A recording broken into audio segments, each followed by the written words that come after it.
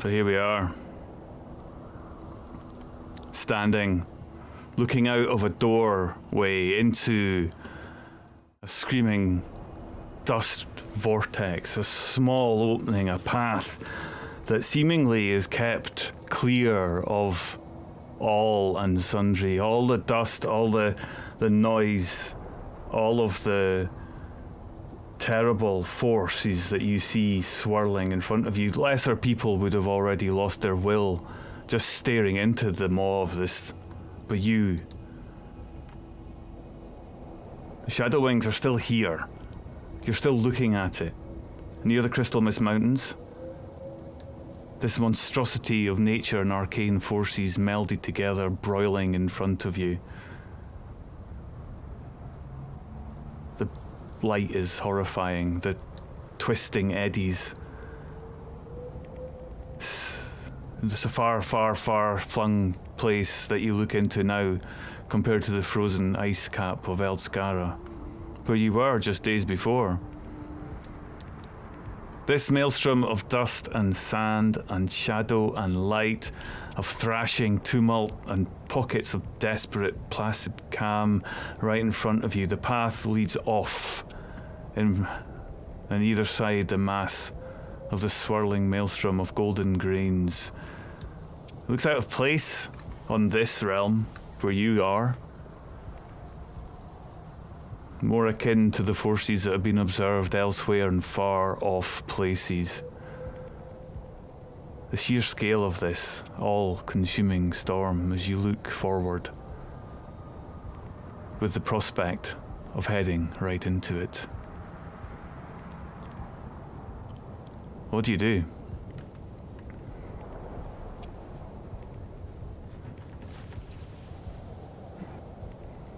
Well, we took that guy prisoner last time. We should potentially see if we can get some more information from him. So I think Ildri's going to walk over to where he is and just see how badly damaged he is. Yeah, so back into the breeding pit, you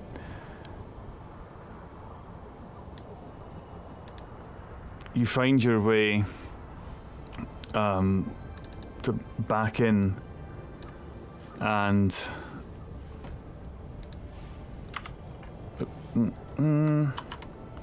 you find your way back in and look at this sorry individual who is not dead, certainly.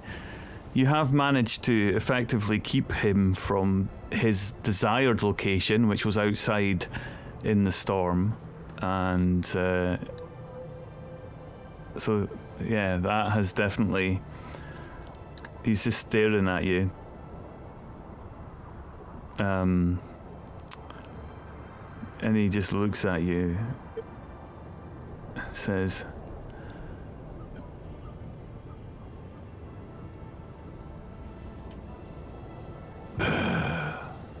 is what he says. He just growls at you. Rude, but okay. I'm gonna look over at Karsat. Do you think he knows anything? I don't think he's very clever. I mean, look where we found him. But he probably knows a bit about what they were doing. You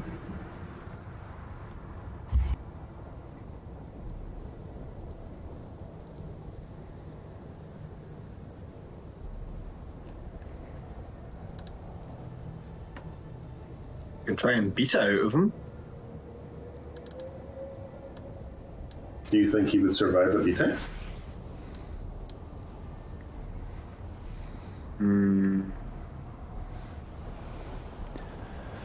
We can find out.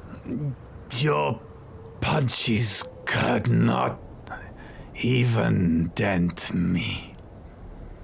And Carter just put a finger on him and use his thing just to zap him. No damage, but he's using his lightning fist ability just to go zap, zap.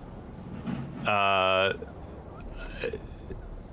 mean, that You're going to do damage, right? You're trying to cast lightning through him. Are you doing I can like cloak my fists in lightning. I'm just not punching him. a little? Okay, so a little like an electric shock. Yeah. Okay, Let's and not go with this. he looks at you and says, "You think the storm scares me? Take a look outside." It's all very impressive. Fair point, I switched to acid. Yeah, so what's your desired effect for this one? Basically to burn him. Like, little bit of melty skin. Okay, roll a d6. Okay. His skin begins to hiss and boil as the figure's grey skin just becomes blackened and charred with the acid as it goes down deep into his eyes. Yes, yes. You are weak. You are weak. Garza, the giant dead tentacly thing we killed. Okay. I think he's brain damaged. I think we may have shocked him too many times. He's obviously very, very stupid. Which of us is trained to speak to people? I don't feel like it's me. In retrospect, I don't feel like it's any of us. Do we have a plan? Plan? What's a plan? That thing that we usually talk about before we go and do something totally different. Oh, yeah.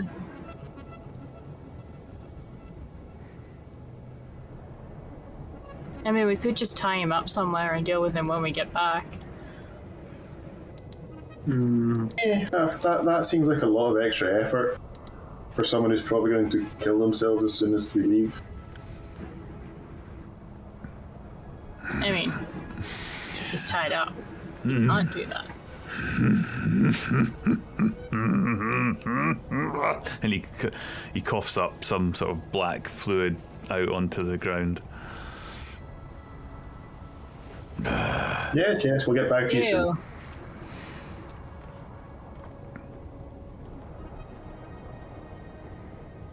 What do we actually want to ask? And also, do we have the... Did we put the telepathy thing on before we came in here? We did. I think we did. So we've still got it so we can actually speak to each other without thingy knowing. I mean, why do you want to go into the mist so bad? Or storm dust so bad, anyway? What's in there for you?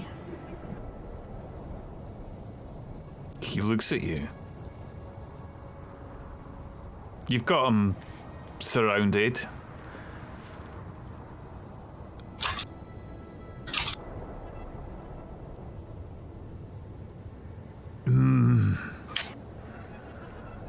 My freedom.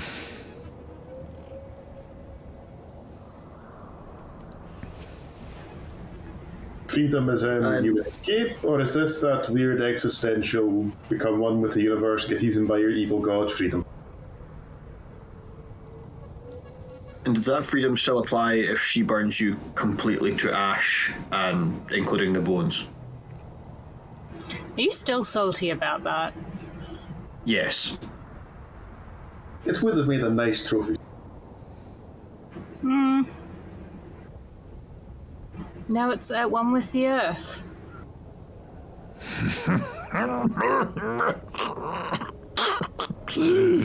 And he begins to... It looks like he's choking. I'm not fixing it. Probably don't have the spell slots to deal with this. Ildry tells Kyle will him. just slap him really hard in the back to try and dislodge whatever it is. Is that what I was thinking? Ildry is stepping back away from whatever the black sludgy shit is that's coming out of his mouth because She does not want that shit on the bottom of her dress. Yeah, and it splutters out as you slap this character on the back. He's and it just sprays out of his mouth. Not huge amounts, not like projectile style, but just a big gobby splatter of stuff as each time he coughs, it just kind of splays forward. Is that your blood? There's my life, and I will end it here right now. Yeah, and he as he says that, he where have you got him? Is he sitting up? Is he lying down? He's on the ledge. I mean, he was stunned before and then tied up. Yeah, so he's kind of lying, isn't he? He's not moved. And he lifts up his head, and he looks like he's just about to smash it down onto the ground. Has he got hair? No. He's got these bony things sticking out. Not like Karsat, but like ridges running from front to back in his head. Are they big enough to grab? Yeah, potentially.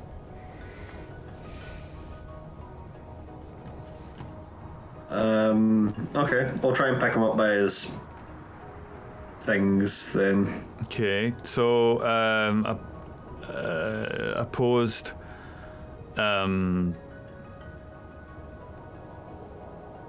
Opposed check. You get advantage. I will roll a straight dex for this guy. Your DC, I'm not even going to bother making you roll. What's your plus to DC? What am I rolling? Strength, I assume. Dex. What's your dex bonus? Dex. Well, my dex is 20, so +5. Yeah, okay, that's fine. Right, so you basically you grab him. You grab him, and strength-wise as well, you're fine. So yeah, he's not going to lose that. He can't. He look like he's about to smash his head off the ground, but you grab him and hold him up, and you're just like, and he just looks at you and spits, not at you, but just onto the ground in front of him. I'll turn him to face Karsat and go, has anyone got any questions before he headbutts the ground for some unknown reason? Oh, I do. Where is a thing we can kill in the middle of the storm that makes the storm stop being a storm? A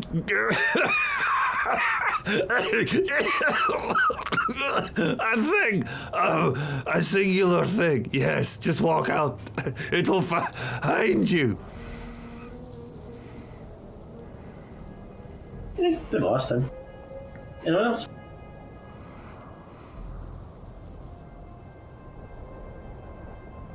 I'll probably think of something after he's dead and we're out there, but right now?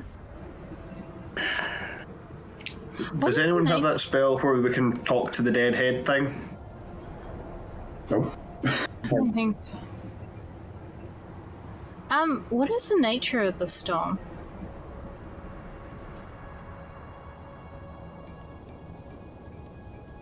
He cocks his head as best he can. He just kind of looks like you take it to be a questioning. It is a tortured wall. A tortured wall.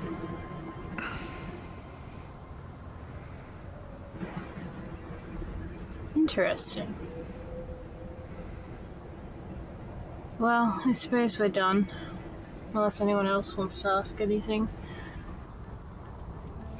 I want to ask. Let me walk. You can see me. I will enter the storm.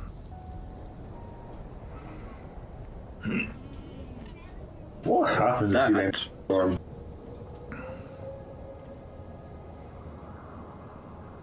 I fly. Well, that doesn't sound appealing. No, that doesn't sound appealing at all.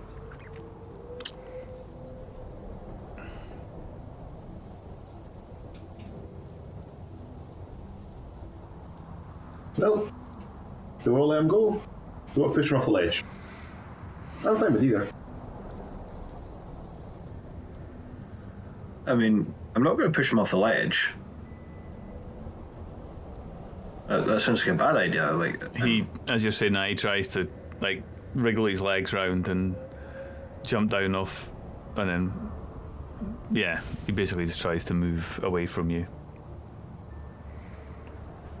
If you don't stop him, he'll get up onto his feet and walk. Oh no, Kylan's very firmly holding his head. Okay, yeah. So you're holding his head, and he's just like, let me go. Whatever happens, I want my rope back. No, that okay, rules that- out anything I do to him. Maybe you could like tie it to his ankle, let him go fly, and fly him like a kite.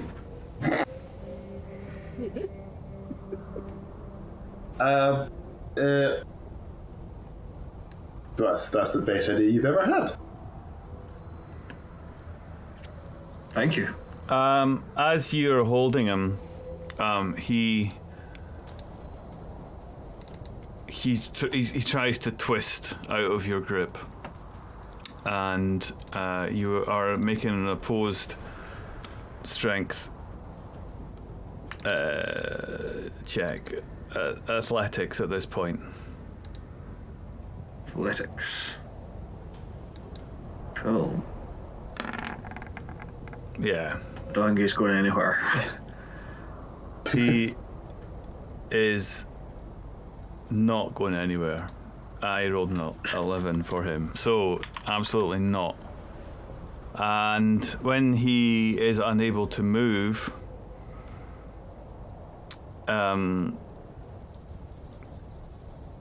he begins to mutter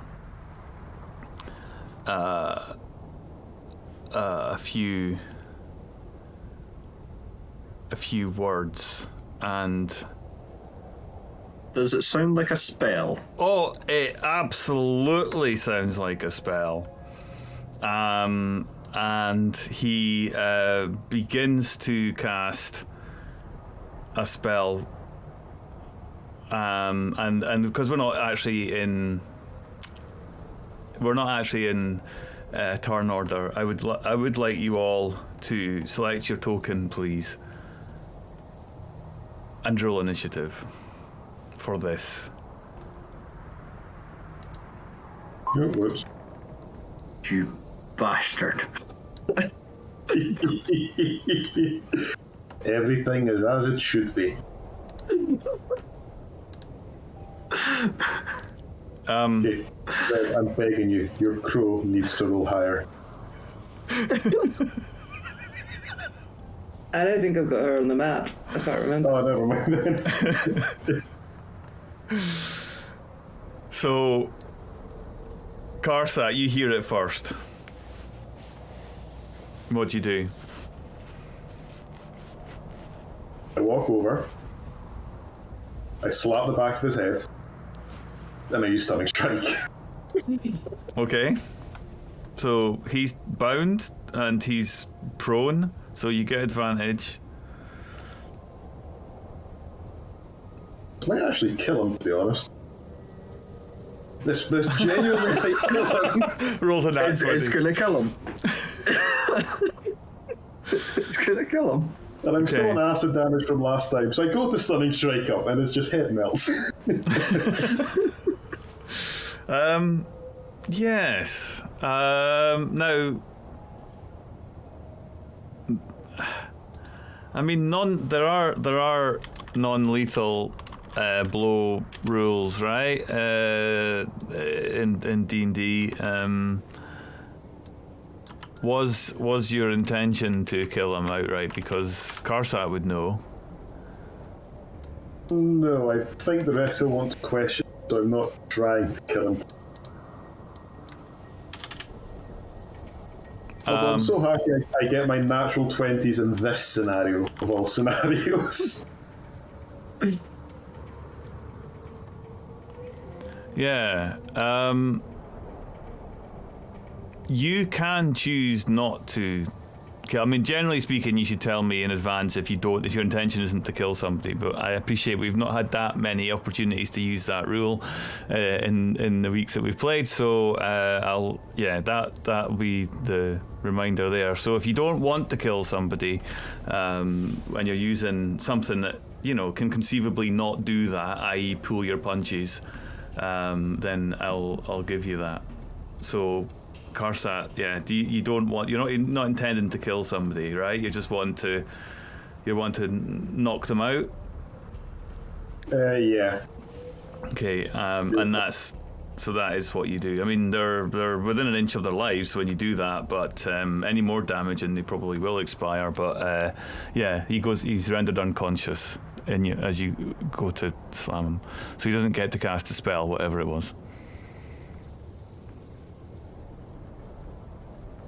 This is becoming really troublesome. Do we have anything else to ask? Let's just leave him. Okay, I'm just gonna drop him on the ground. Karsat retrieves his rope, unties him, just wanders off. Okay. My issue with letting him go into the storm is that what if he's survives? We'll burn him then. Yeah, but gets away from us and survives. No, burn him out then. I mean, we're dealing with cultists who want to expand the Sea of Dust. Mercy rules I don't think they apply here. Or do you just not want to use a spell slot? Yeah. I mean, look at them. Can you all do it with a cantrip? Oh, I have Green Flame Blade. That could work.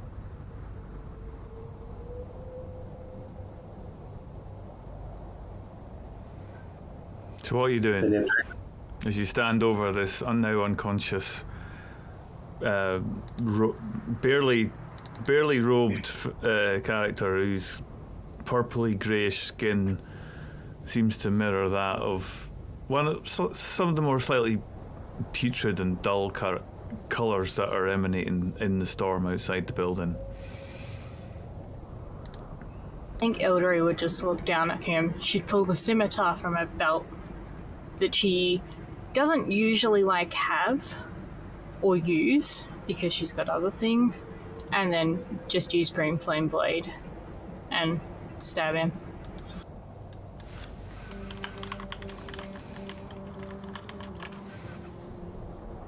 Okay, and what's the net result of this then?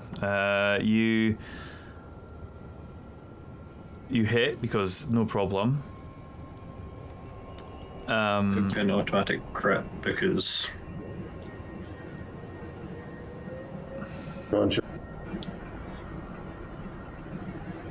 Okay, so what is it like?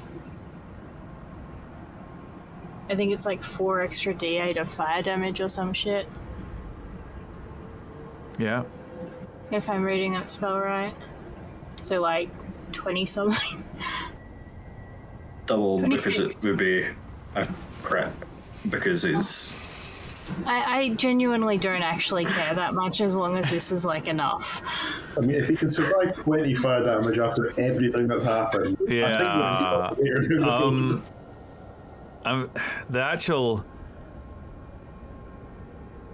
the green fire that leaps to a different creature of your choice is obviously an option, so that's fine. The fire damage is there.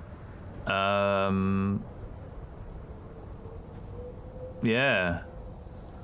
So the blade just sinks into this creature, and absolutely any sign of life left in this is expunged. You're definitely now looking at a corpse. There's no coming back that you can see. It lies still. Good.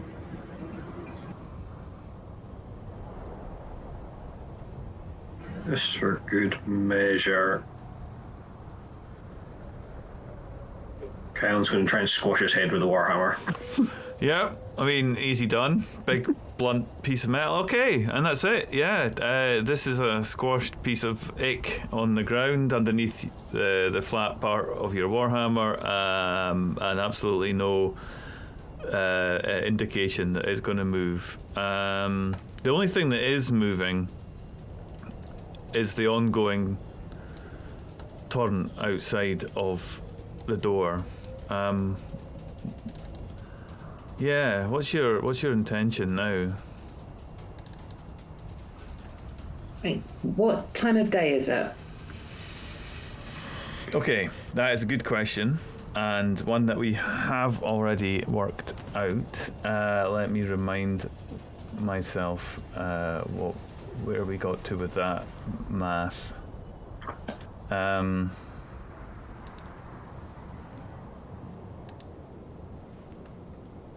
Okay, so it was after some hours on day 6.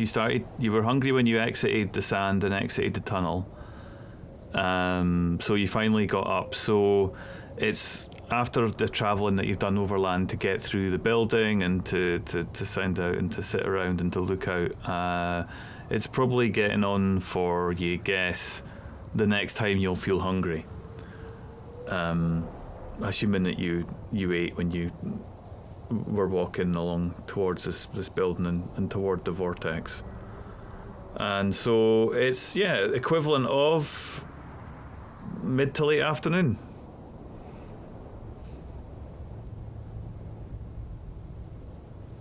Cool.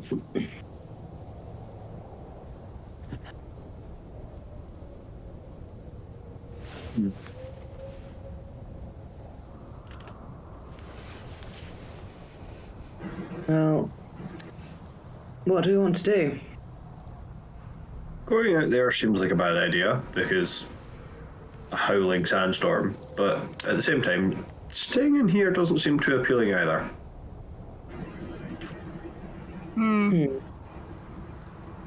I do need to take a little bit of time to heal. Maybe break into some of those healing potions that we have stashed.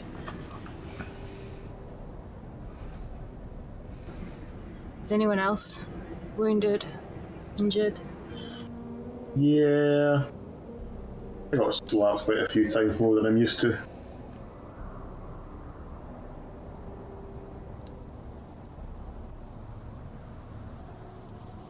Mm-hmm.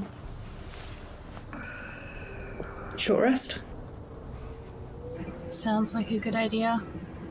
Mm-hmm.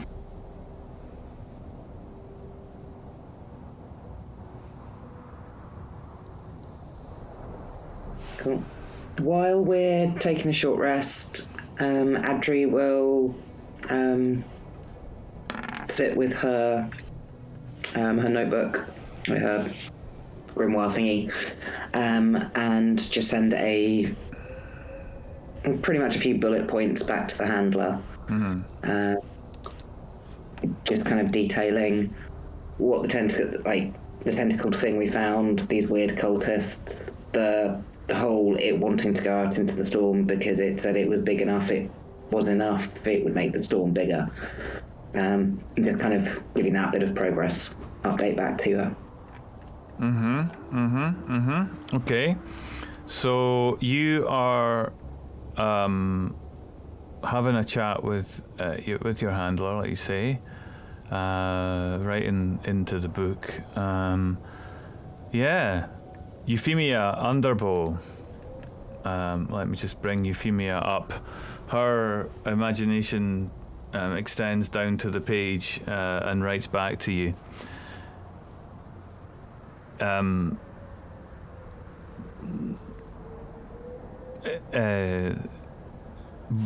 We need more knowledge. You're close, and make sure you can get an understanding. Numbers, positions, power, anything. Get, and then you can see these words just forming on the page as they're appearing, right? And it just kind of extends.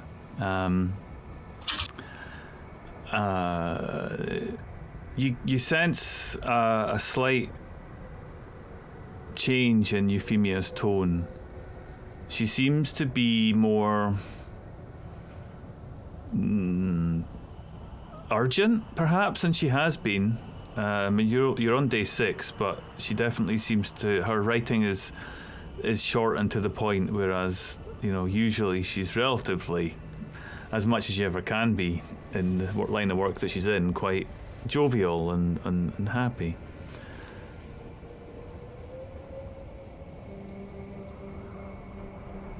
Okay, Adri would comment on to the others. About what she is saying, what response is coming back, and the impression that she's getting. Do you think maybe we were told 30 days?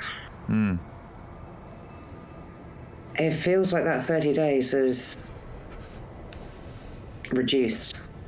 I wonder if it has anything to do with the attack.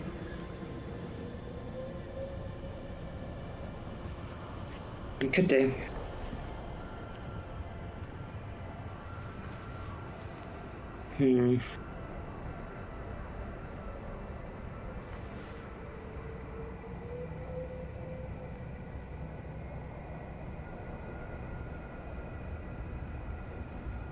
Does seem strange.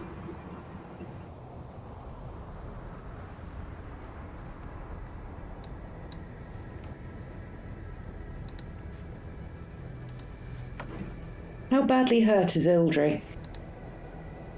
I'm at about half HP. Okay.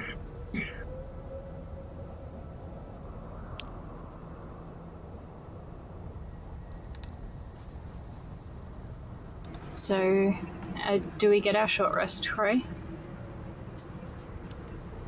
As you're sitting variously, you are aware of this incessant noise. The wind's howling, the noise just pervades and permeates into your very conscious. It's not a great place for a short rest. Roll perception as you're having a short rest.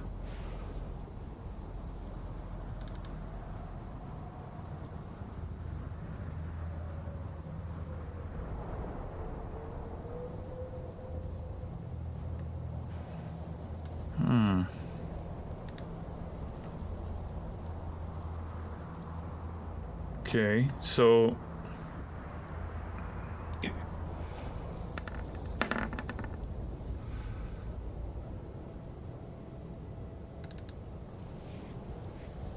Adri, you hear it first as from the doorway, just above the winds, just slightly above the noise of the winds, you hear the sound of magic being brought forth by a voice. You haven't heard footsteps, you just hear the mutterings of someone casting a spell. I would like you once again, please, to select your tokens and roll for initiative.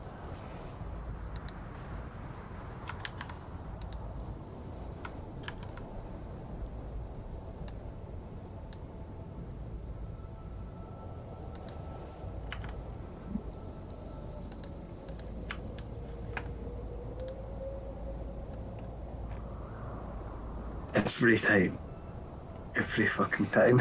I don't think I was going to do it at 16, not going to lie. I got so excited when I saw it. I was like, I'll finally beat him. But no. The dice said no.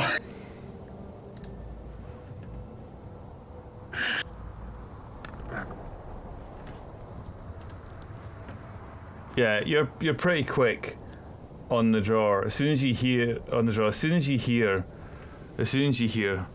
the sound of magic spells coming from the door over and above the noise of the winds, Karsat is first to react and you look round. You see two figures emerging from the sand, emerging from the tunnel, and they managed to get close enough to you, but in this case, yeah, as soon as they started casting, you heard them. So yeah, this interrupts your rest as you're forced once again to take the defensive stand. Recognizable figures, these cultists, these priests, whatever they are, emerge from the storm and walk in, and yeah, as soon as they see you, they begin to cast, but it looks like you're quicker. Karsat. Karsat, well... yep. Basically, race over. Yeah, let's hit the muscle advantage. No, I will hit the first one, or attempt to anyway. Can't remember if the 13 hits or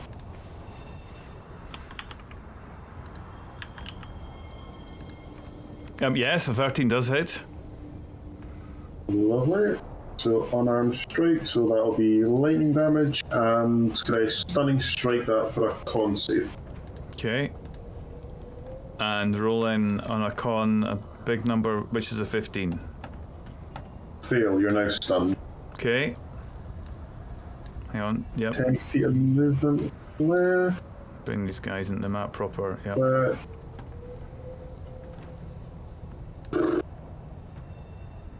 Do it.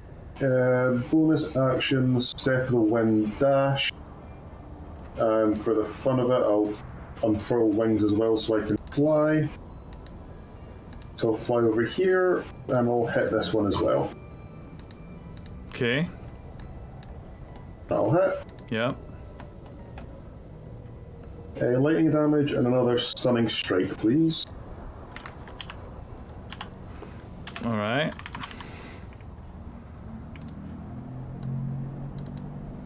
Okay, this one will roll again a con and rolls a small number, 8, so fails that too. So they are both stunned, and Karsat, I'll shout it to the rest. Hey, come look what I found! That will be my turn. It's such a show-off. Nylon. This all happens in a very short period of time, so yeah, what you say is, as you say that, you're looking up already, you know, you've already made your initial moves. What are you going to do? Paladin will just kind of saunter over and kind of, as he does, just look back and go, are we questioning these ones too, or can I just beat them into a pulp? Okay.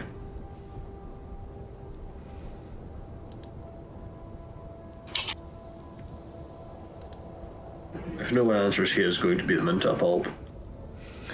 No reason to keep them alive. Nope. I mean, if Karsat gets an option, it's just going to be beat them, beat them, beat them.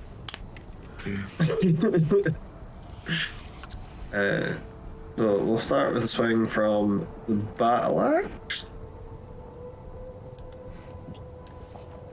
Advantage, remember, mate, just in case you get a crit. So it should be. Damage on that. Then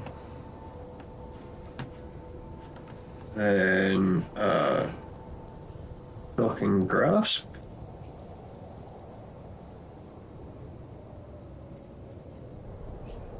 Okay. And then Warhammer. Ooh. Oh. Oh wow. Yeah, right. that's Elon. Okay. That's what we've got. He'll just lay into him. Yeah. 10, So 24 points. Okay, yeah. Ildry? Ildry is going to, I guess, move close.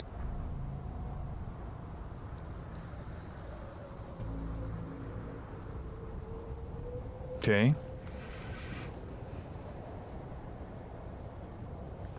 Here, I think, is about accurate.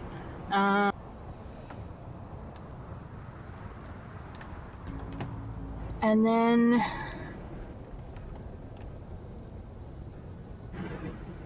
maybe just hit them with cold lightning, which I guess I probably didn't need to move closer to, but whatever.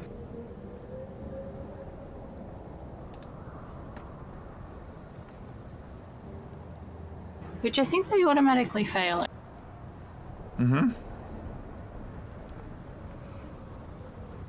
Sorry, I'm just trying to find where that spell info is. They should auto fail all deck saves, so Call Lightning should just do damage. So call lightning. If you're outdoors in stormy conditions, well, you're indoors in stormy conditions. But there's such as the rage of the storm, and so close are you can increase the spell's damage by 1d10. And it's 3d10 lightning damage on a failed deck save, which they fail. So 4d10 base, and if you were casting a higher slot, then the damage increases 1d10. Okay, I'm not, because I don't really have higher slots. But that's 23. Okay, and it's concentration. So the storm, you seemingly pull the storm through the door. It's almost like you open up the doorway, the whatever it was that stopped the storm from coming in through into this building, it suddenly, a part of it leaks, and the storm siphons out and through and strikes down on top of the area that you put. It's a 60-foot cylinder, and I'm basically focusing on it outside the door. I think so. Trying to avoid as much friendly fire, although I'm not as worried about Karsak because I'm pretty sure he's got resistance to lightning. So somewhere there. Evasion, so I'm generally fairly safe. Yeah, so both of those guys should get hit by it, which is cool. Okay. Yeah. So each of them taking this damage as it ripples down. You feel a little bit uncertain, perhaps, at that release of power, because for a second as you cast it, it looks like you've opened up the door, and you almost expect that the storm itself will come in and consume you. But just enough of that energy comes in. You control it, and as you control it, the magic releases its electric and just zaps these two figures entirely. Karsat, you can be out of that, so it's fine. That's absolutely fine. LG knows how to do that, so it's out the door and it doesn't affect you. Cool, that's me. Adri? Alrighty. So, action. No, what am I looking for? Oh, words are hard. Right, so let's bonus action dash up to here so I can actually see everybody. And then, how badly hurt are they looking? Anywhere between very and pretty much. Okay. Does one of them look more hurt than the other? Absolutely. The one that's had the unfortunate experience of standing next to Kylon.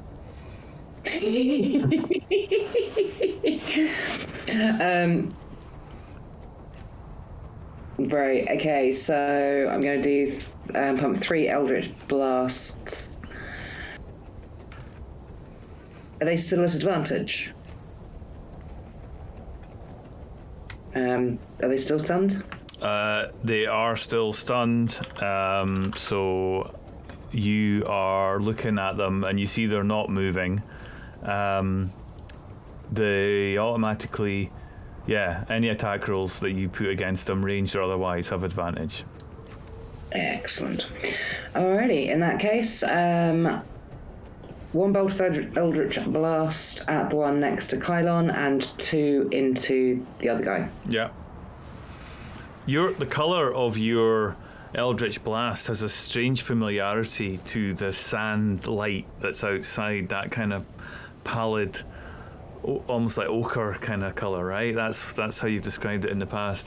So that's simultaneously happening with the storm being drawn in through the window, through the doors by Ildry. That you seem to bring that light in, and it just washes over. So yeah. Oh wow. Okay. Yeah, all of them hit. Excellent. Right. Okay. So the first one was at the guy to the left. Yeah. He'll get Genie's Wrath on that one as well.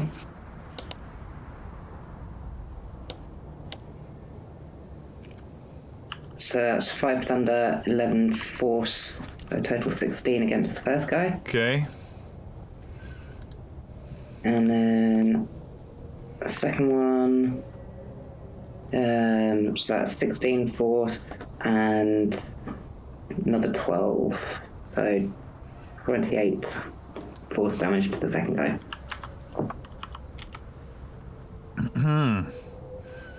All right. So still stunned until the end of Karsat's turn. Yep.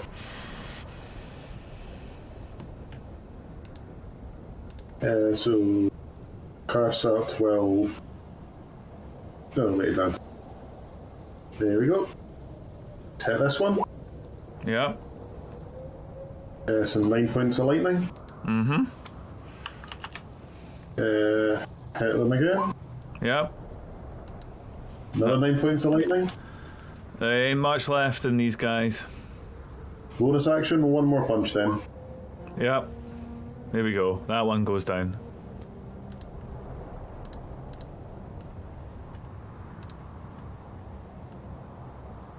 Karsat will just turn out, or just shout out, "Your turn, Kylon!"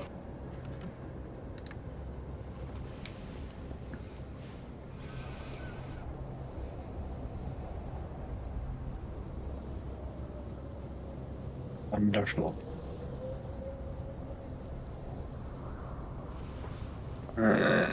Okay, so we shall start with a shock and grasp. Not at advantage, though. Normal rolls. That hits.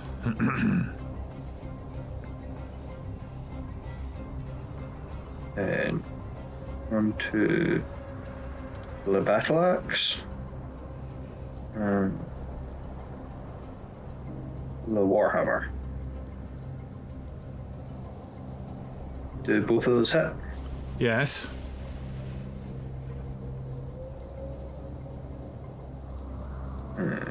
To everybody else watching, it's pretty obvious that as Kylan reaches out and you see that of lightning, the life light goes out in that individual's face, but then you just watch as the enjoyment, I imagine, of the warhammer and the axe just finishing. So what do you do to this? Already, by the time you hit it with your warhammer, your battle axe, what do you do to this already dead corpse? He sticks the battle axe kind of into the side of his neck, and then squashes his head between the flat of the axe and the warhammer. Okay. Like. Okay. So yes, you expunge the life from this individual. They appear to have walked out of the storm in front of you, and the magic that was called forth from Ildry does dissipate the particular hue of light that comes out from Adri's Eldritch Blasts left back to the torchlight that is illuminating this room. This place is now filled with corpses, none of them your own, and so you are now out of combat and ready to return to your short rest.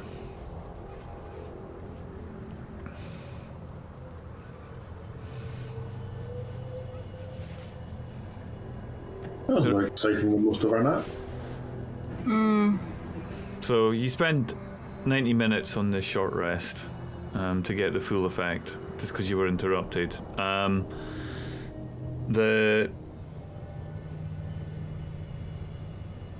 If you're rolling any of your hit dice, then now is a good time if you want to replenish any hit points. Good roll.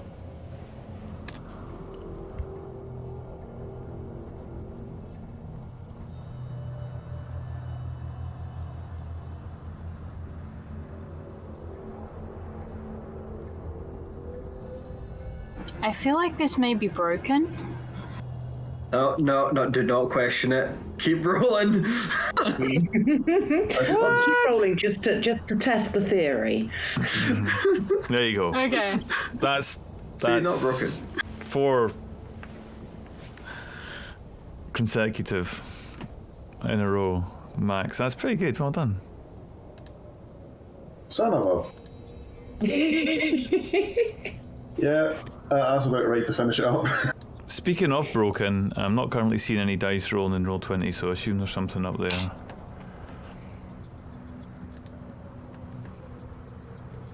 But we're getting the numbers come through, so that's okay. Character's still never been on triple-digit hit points, but I'm now so close. Just mildly injured.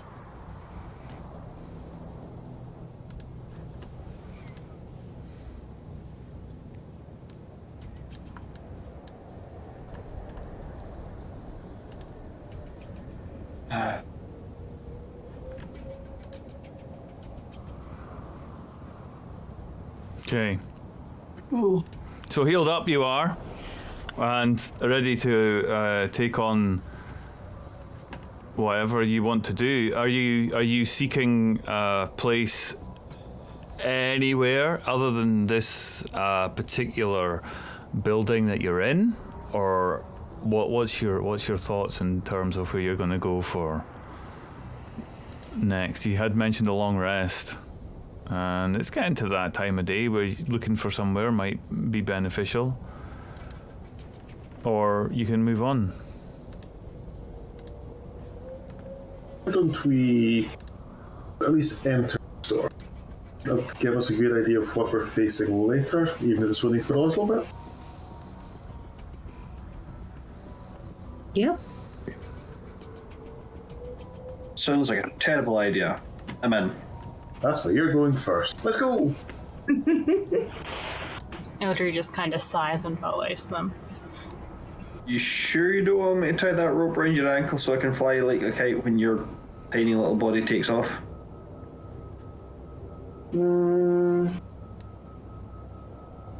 If it was anyone but you holding the other end, I would say yes.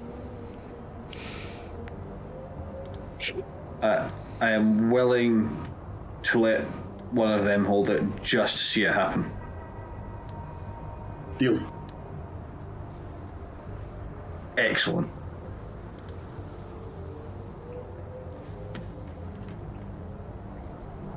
Just out of curiosity, who's stronger between Eldry and Adri? I dump strength. Likewise.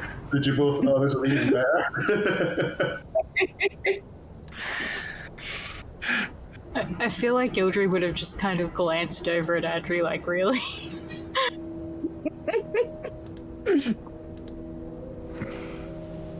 He's only level. So is Adri. Worst comes to worst, I do have wings. Exactly.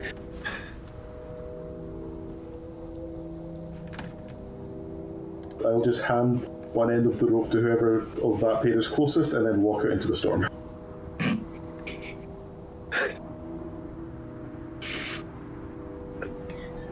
I'm guessing it's probably Ildry. There you go now. Helen will follow just to make sure he doesn't miss a single second of the show. The path that leads off in front of you. At either side, a mass of swirling maelstrom, golden grains mixed with dirt, dust, black shadow. The sheer scale of an all-consuming storm, with a small, improbable tunnel through it. Strangely, the tunnel is around about the same size that the beast that you slayed inside the room would have been when it was fully grown.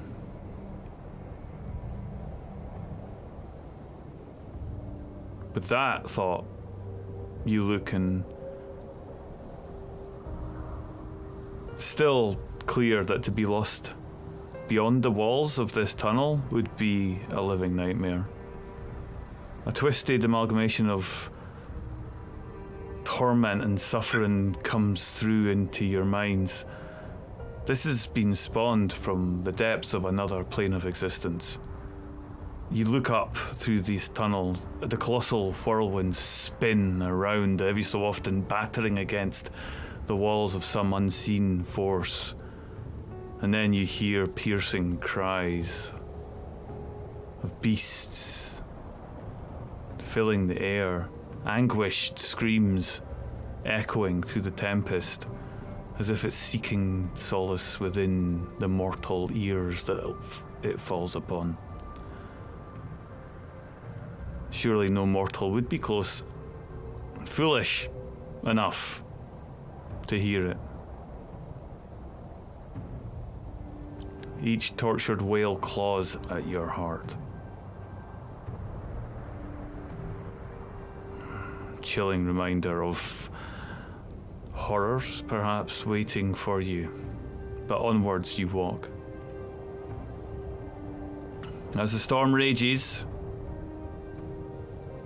it becomes your sky, asserting itself in your vision, and you're reminded of normally seeing at least blue, but the tapestry of contrasts and colours is both captivating and repulsive. The swirls of paltrid light, sick with its transition through the sands, the dust, the dirt, bleeds into, at times, dark crimsons, into ashen greys, and ominous streaks of inky black flash across and disappear as the sand continues to convulse. The sun is obscured. The limited pathway in front of you is bathed in an eerie, unnatural twilight.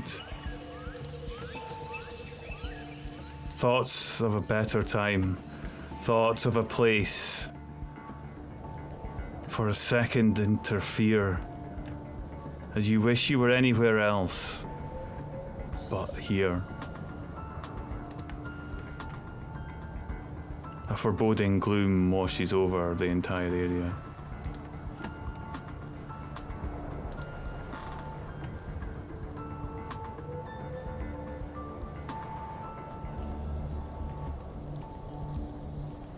I don't think I'm getting blown away.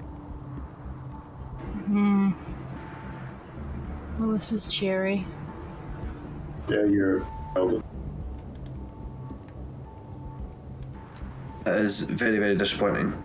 Are you sure I can't just, like, throw you up there? I mean, this could be a horrific idea, but let's go with it anyway. Just a test. Can Karsa take control of the wind within a 100-foot radius of himself?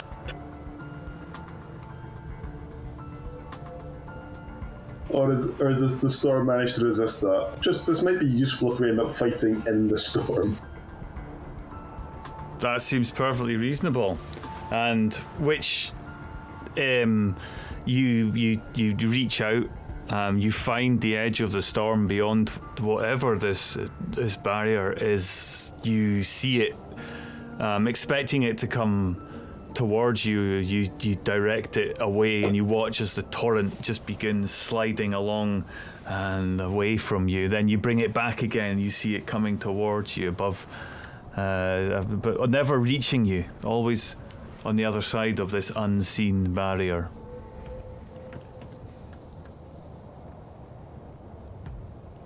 Well, that could be very useful for later. Yeah. Carter just unties the rope around his leg. Oh. No Carsack kite. I was so looking forward to it. I mean, I can fly if you want. I don't think it'll be the same effect. No, it's not the same. Oh, fine. Carter reties the rope to his leg, hands the rope to Kylod, and wanders out into the storm.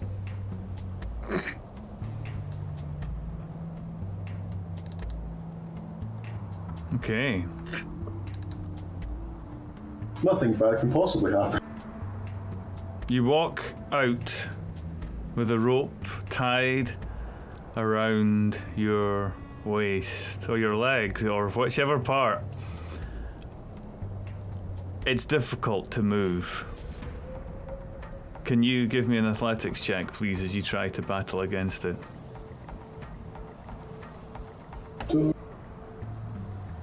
Nope, sorry, still on the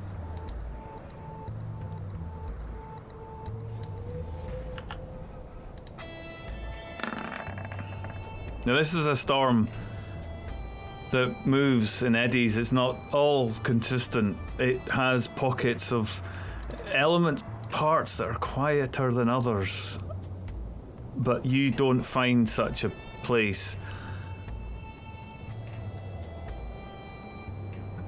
You try to move against this storm.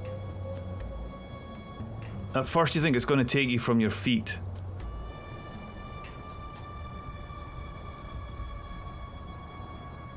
You resist it, but you cannot feel like your speed is at all yours.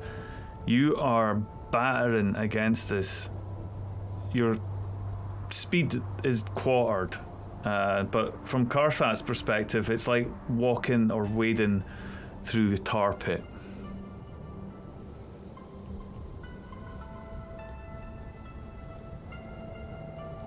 Karthat will very slowly work his way back to the group, following the rope he'd given to Kylon.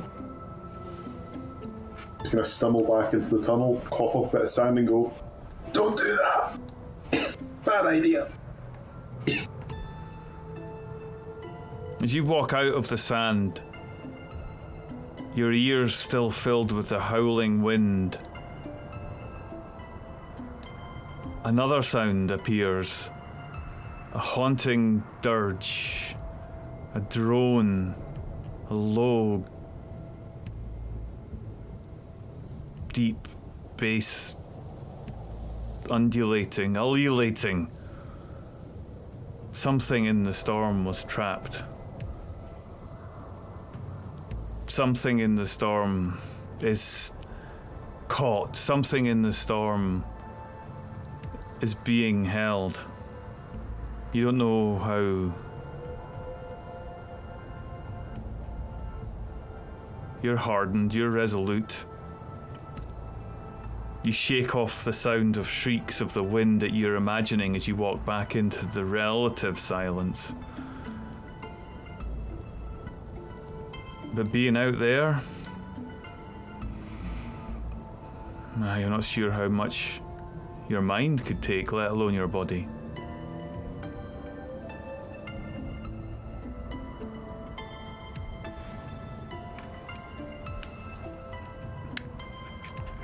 Yeah, definitely don't do that. You could have at least jumped to see if you took off.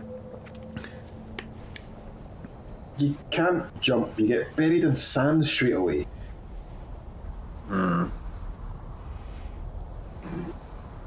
What happened? I could always try and like throw you out the roof.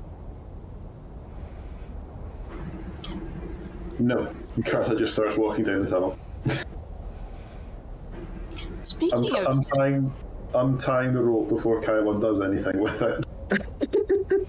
God damn it! I saw that look in your eye. I mean, that could be an opposed role if there's something in mind there, Kylon. No, please don't. You beat everything. No. You walk on. Speaking of sand, where is our little friend in the bag?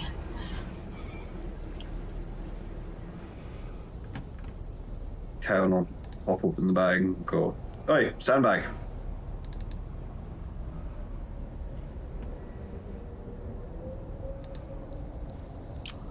Sandbag, for those at home, looks up.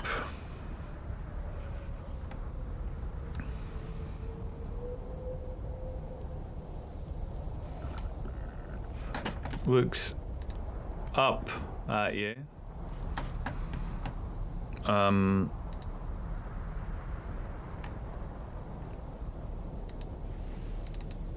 Oh. Why's that not worked? Okay. Anyway, Sandbag should have looked up at you. But you see him in the satchel and he's staring at you. His face is flat. It's basically just like as withdrawn into the sand as he possibly can be. Whereas normally his features are quite pronounced. He is just a flat layer of sand, and he just looks at you and says, "Close the bag." It's fine. We're in a tunnel thing. There's not really any wind here. I can hear it. I can feel it flying around. No, close the bag. What's flying around? The sand. Look at it all. It's everywhere. This place is terrible. What did you bring me here for? You want an adventure? No. I want to go back to my library.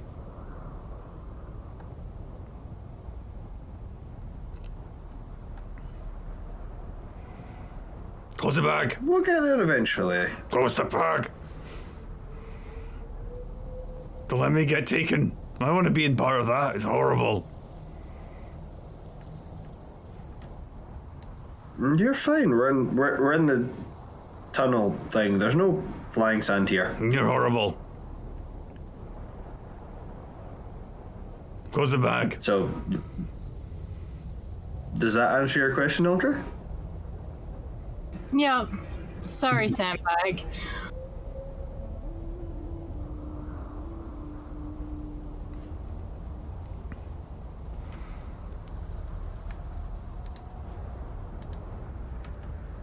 Probably should close the bag.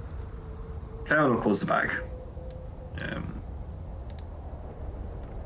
Could Kylon stick a hand into the storm and like grab a handful of sand out of the air?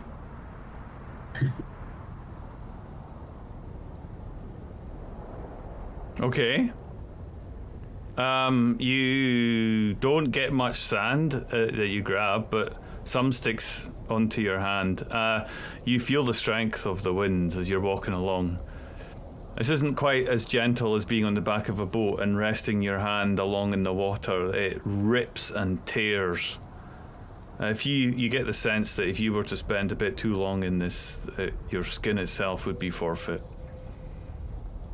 That's fine.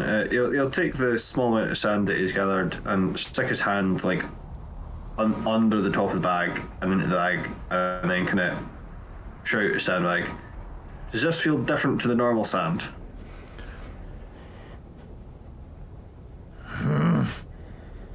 That's not good. Get it away from me. I don't want anything to do with it.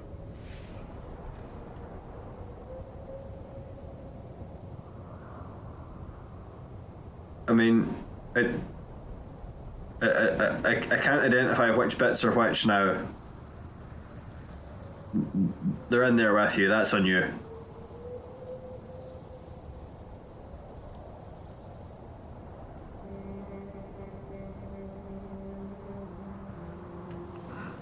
Right. Sandbag definitely lost his sense of humour. Not a happy chappy.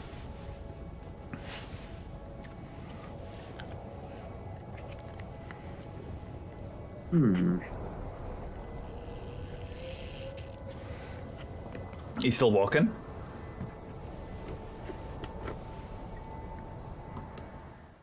Yeah. Yeah, I suppose so.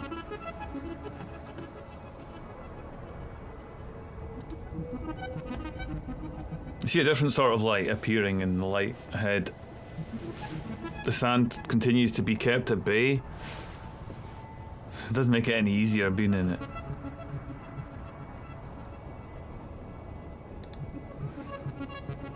You see...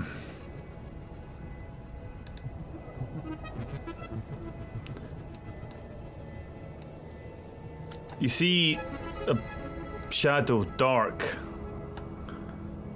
with light looking like it's flame light has come from flame and flickering against the pultrid sound, a warm, inviting looking fire.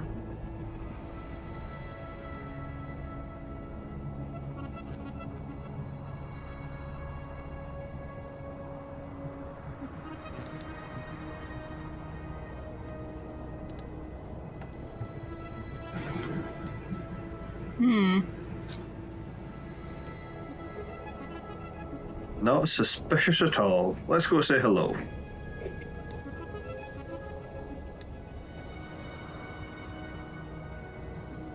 Yeah, go for it.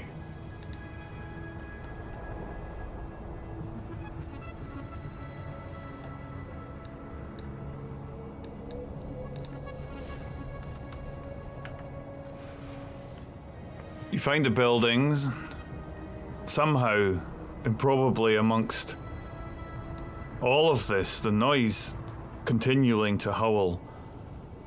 The noise of this terrible wailing still audible, the sorrowful cries, the torment that batters your senses still there. But somehow the warmth of torchlight, of burnt wood, something, warmth. It seems inviting. The building itself looks like it has seen better days. The walls, the rows of rock, all misshapen and battered. But still, through the archway, intact, and stairs leading up.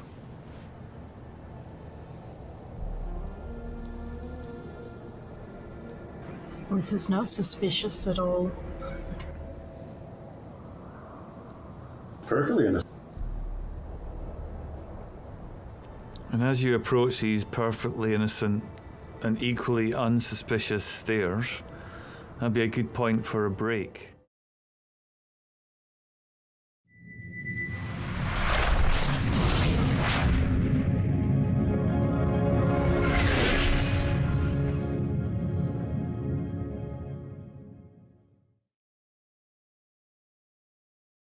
We are standing at the face of an unknown building in the middle of this maelstrom. You've noticed that a lot of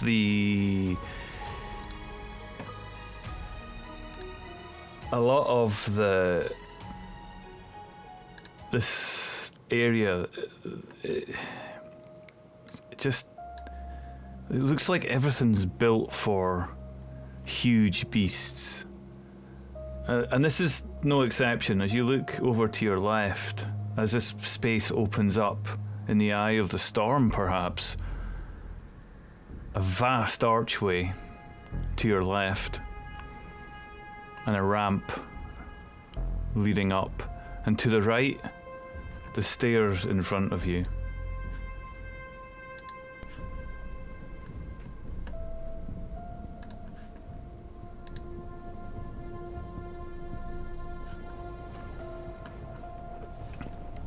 What are you doing? Can I roll perception as Ildry looks around? Yes.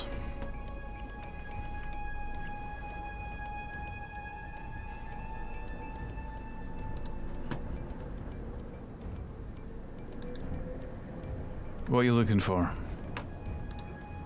I guess any sign of life? Or undead life, I guess?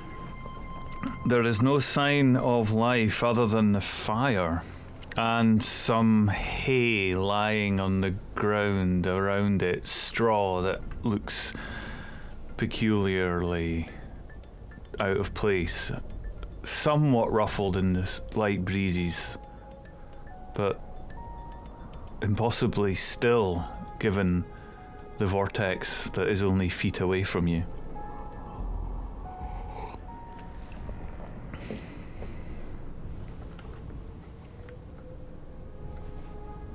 Okay.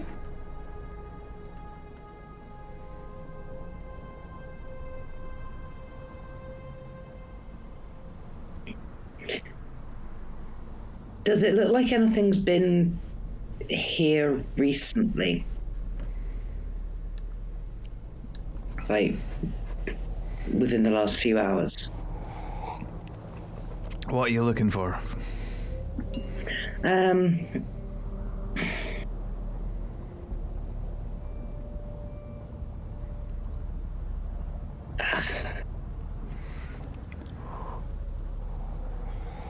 Trying to think what kind of things it would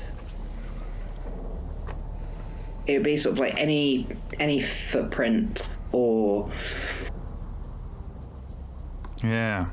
just anything that makes it look like people or creatures are using this space. Yeah. Easy to see that ahead of you, all around in the sand, there are footsteps. Not a problem. Roll perception to see if you can make any more of them. Oh, did that do it? Oh God, what have I done? Wow, yes. You see the hoofs of beasts of burden, and feet not dissimilar to those of the type that you've just destroyed, biped. Probably with that roll perception, you can see slightly bloody handprints up the side on the banister, and you can see what looks to be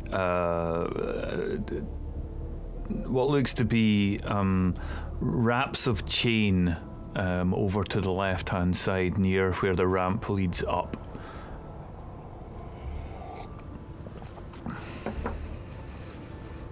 Well, this looks like a cheery place. Isn't that where we came? For the party?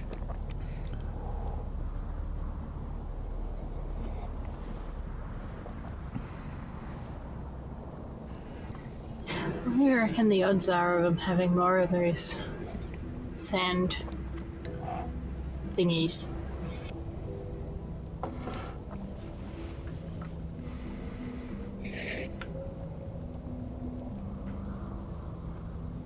What, the tentacle thing? Yeah. I think Crow called it a sand kraken at one point, but I can't remember if our characters knew that or not. Yeah. Definitely what I'm calling it, but whether you guys come to that conclusion or not, I'm not sure. Saying the players get to name what we feature as. Excellent.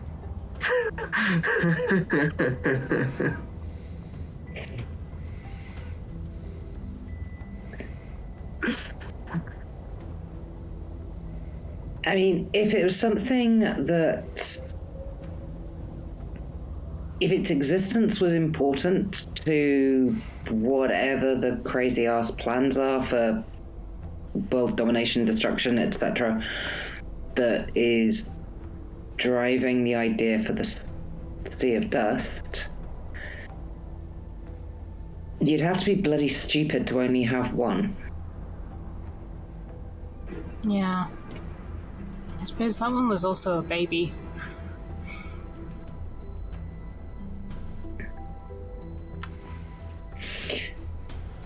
I'm expecting there to be more. Yeah, it's fine.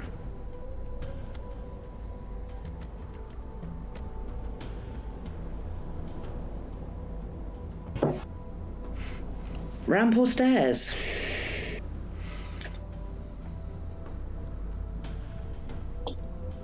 I don't. We split the party. That can't go wrong. It's definitely faster. We'll split into our.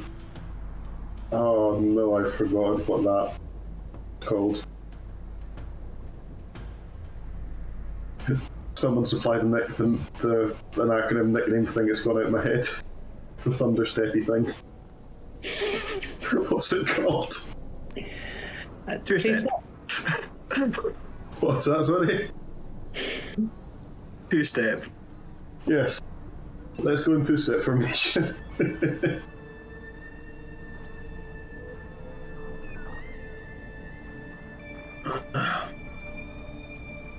believe that puts me with Adri and Ildri and Kylon together, if I remember the spells right.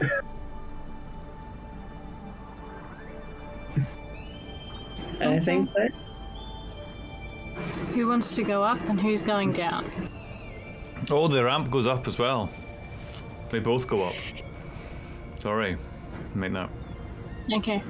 Do they both end at the same point, or? You cannot see from where you are as you stand and look out.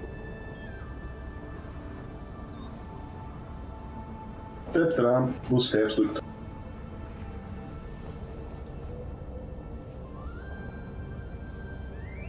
Okay. Shall we? Let's. Andrew, do you want to put up the telepathic communication again? Yeah, that's a really good idea. Try to So get what we got? Okay. So if you guys make sure nothing unpleasant comes our way, Adri takes 10 minutes to We reach can find, telepathic we bond. can find somewhere to. Maybe go to a corner just so we've got a wall at our back, make it slightly less likely to be stabbed in it. Sounds like a good idea. Probably a good idea. Yep. You over next to the fire. Doesn't look like there's that much fuel left in it as it eddies and blows within the small currents of wind that find their way and lead up to the stairs. Looking up the stairs, you can see an opening at the top. It appears to open into a room.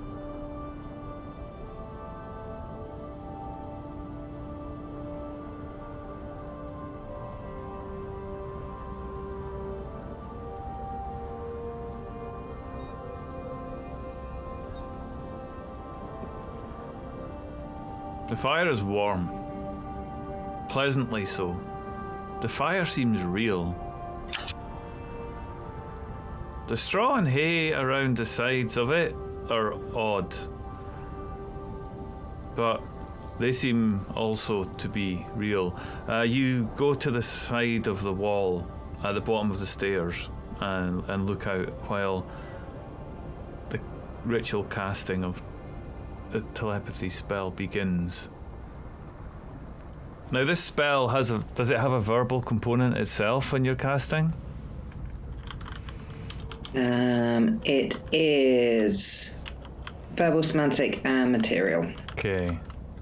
So you begin the chanting, and surprisingly, it's not. You're never that quiet when you're casting any spells, but this doesn't alert anybody. The noise that you make is quite audible, but it doesn't actually make enough noise seemingly to attract attention of anything nearby, least of all as you eye suspiciously the top of the stairs that you can see from where you're sitting. Nobody comes.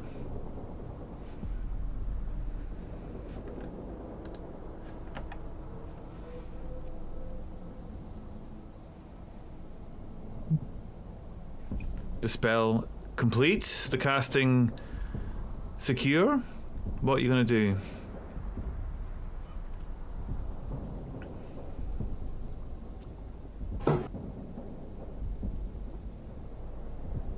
Well, shall we get going? You take the ramp. We'll take the stairs. Yes, please. I just want to go up the ramp. I don't want to go mountain climbing. Your long legs can handle those stairs.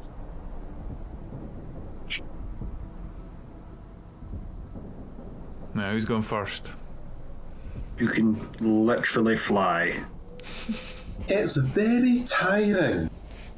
First, I'll start walking up the ramp first. Okay. Who's with you, Karsap?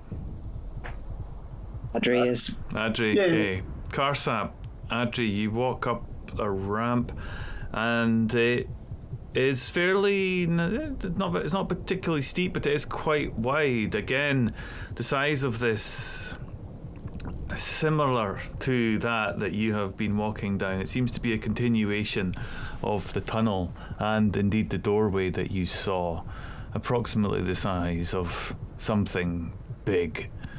And you get to the top of the of the ramp, and the sight that you see in front of you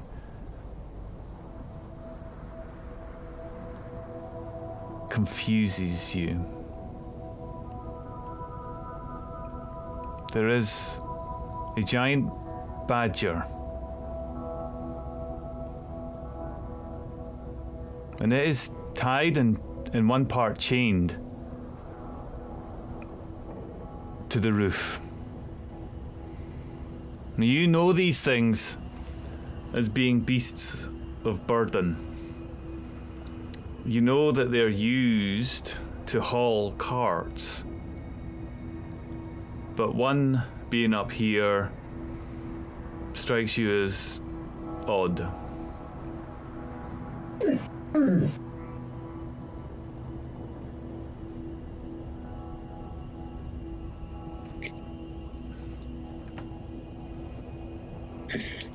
Do we know they're used as beasts of burden because we've done the scrying on the other adventuring party when they're in Bitopia? Or are they used in this plane as well? Very, very good point. You and your endless fascination with a certain group of adventurers who found themselves on an alternate plane recognize them as being from a different plane. But vast they are, and strong, and so to be tied here and unable to move, they are absolutely unable to move. Well, this is all. At the top of the ramp, the storm is very close to your heads. The flat roof that you are upon, the ears of the beast that's used elsewhere,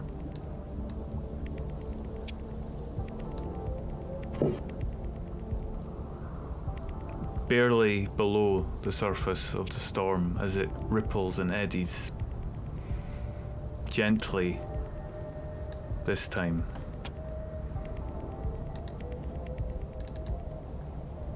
First, turn to Adri and just go, okay, yeah, I have no idea what this is.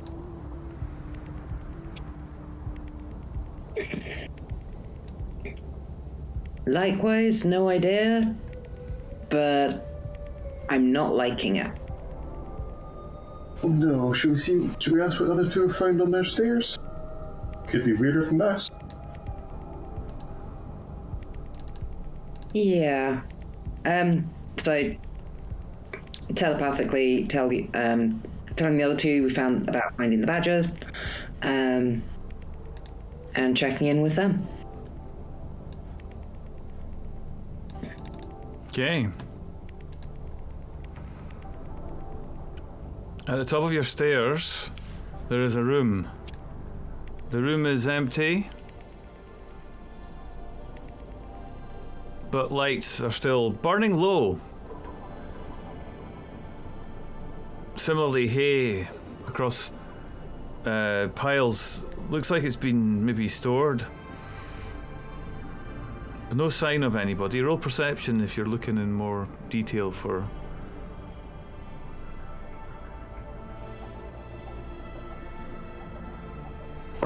There's definitely been people coming and going here, but no beasts, Ildry. No same with the marks of the beasts that you saw down on the lower floors. But definitely storage here. And also, it looks like 2 sleeping rolls. Beds of sorts, very narrow, very austere, and nobody in them. And nobody around them. How big are they? They are about as long as some of those boned-headed people that you saw. Slightly over 6 foot. Okay.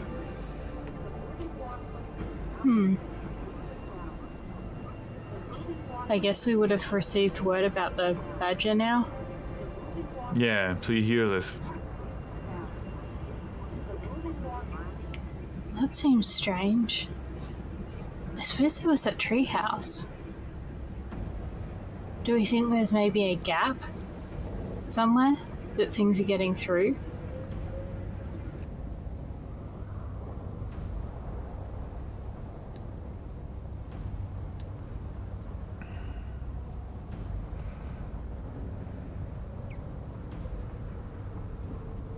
Also, we should probably save the badges.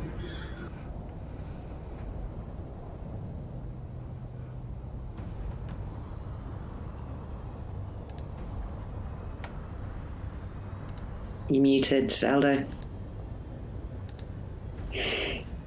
I'm sure they can manage it.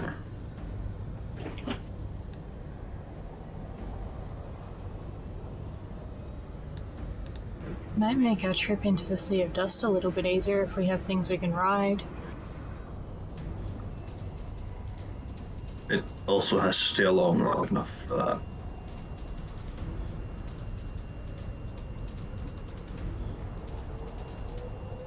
If we save them, I could talk to them in the morning. Maybe they know more. Maybe, but bit of a gamble. Let's see what we can find out first. Do we have time to do that? She sends to the others.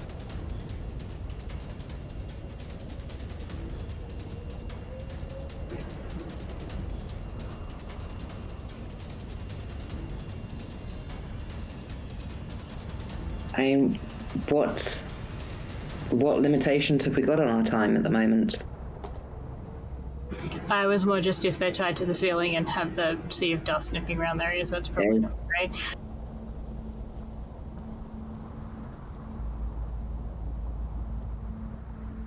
I mean, how are the badgers looking? Very agitated.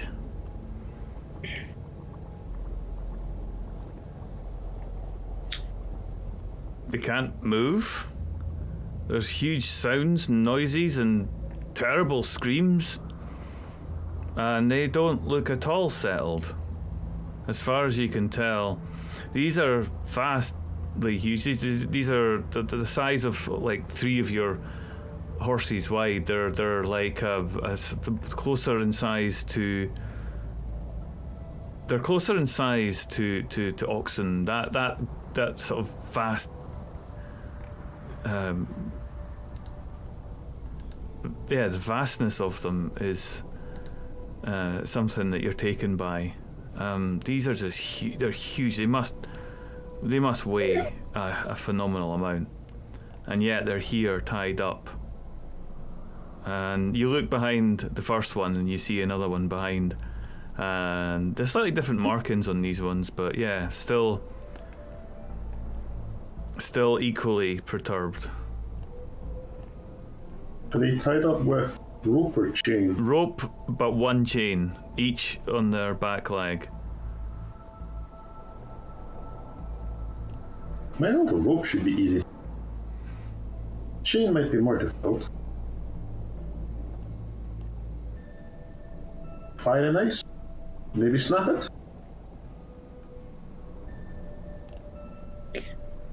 Maybe I'm not good with animals, but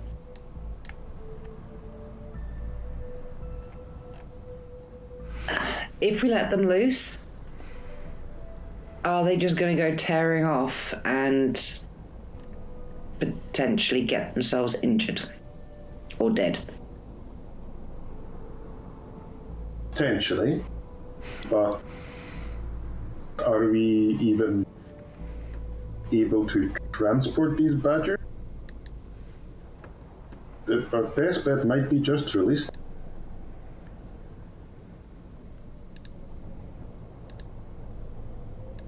There wasn't that like a straight tunnel through the sand that led us here, wasn't it? To a building, yeah. I'm sure they'll go down the ramp and see the only way out is through the nice safe tunnel. Animals have good instincts, they won't go in the storm. It's either that or leave them here for whatever purpose someone decided they needed to be tied up. Plus, think of the distraction.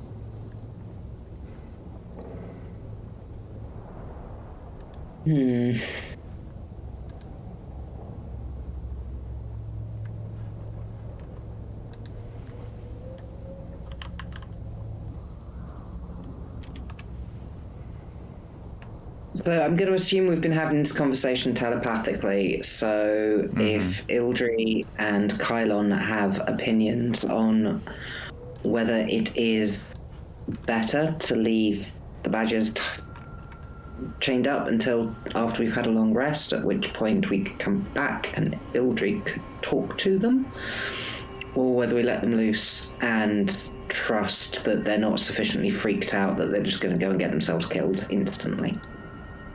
I mean, I feel if we let them loose, if there's people here, they'll notice that their giant badgers are not where they left them.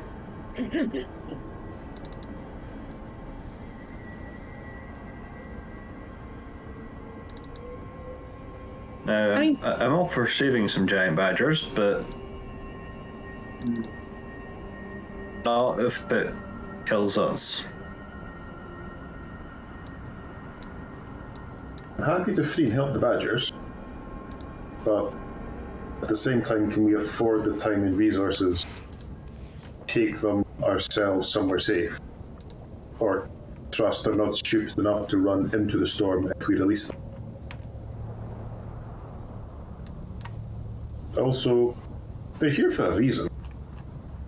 If we free them, there will be some sort of response. That might help us work out what is going on here and how to deal with it. Yeah. I could. That's fine. I could. Free them and see what happens. I could potentially cast Locate Creature and see if we could. If any more of those weird angry dudes from before are here. The ones that seem so keen to throw their lives away. How about we release the badgers first? That shouldn't be terribly difficult. And we look for a response. If there is no response, then we can begin using magic to try and find them. But I think something will happen if we release them. You should probably hide after you release them. We're doing the two-step for a reason. The colours around you grow darker. Yeah. The vortex churns. You look up at it as you see immediately behind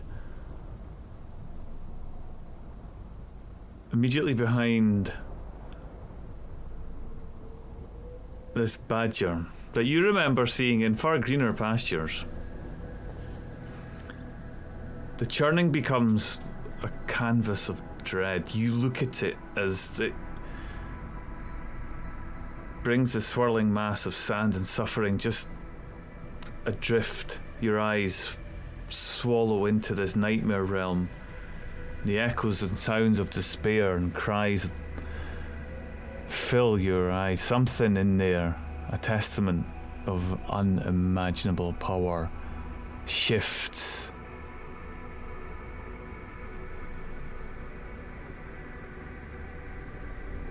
A large, dark shadow descends, growing greater in size above you.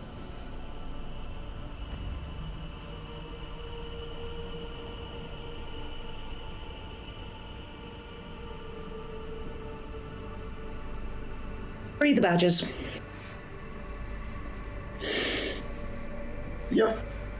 Of course, I'll trust you to slice the ropes, and he's going to grab the chains and use his elemental thing to alternate hitting it with fire and cold and just try and cold shock the links scattering.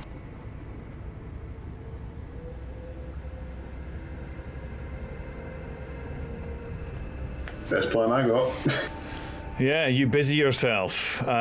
These beasts begin to move, and their vast size threatening to squash you. You move one of their binds over their shoulders, and they immediately try to jump up, their back legs still caught.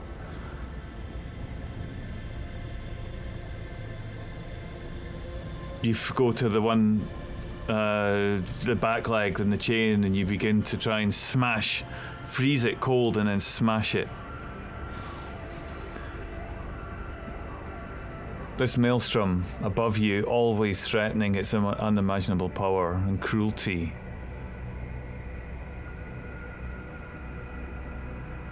The shadow now right above your head. A darker, more sinister,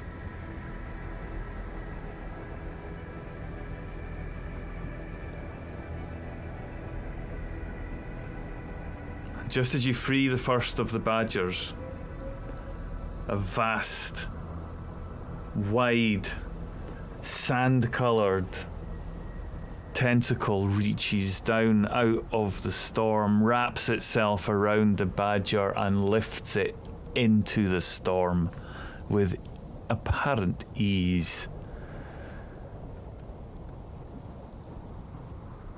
Something has moved towards you,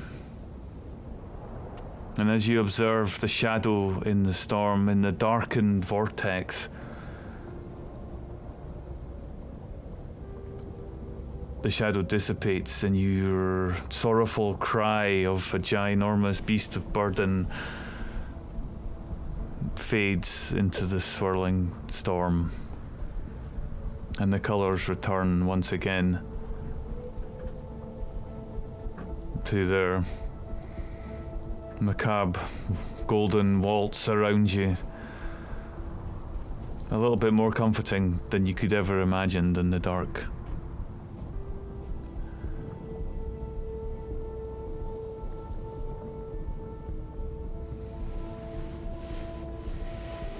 Karsak thinks across to the rest. Good news, I think we can save most of the badgers. Bad news, one became a snack.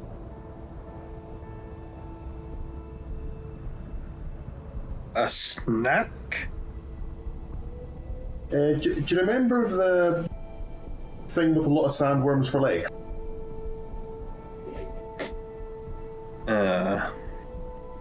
Yeah, I think a bigger one ate it.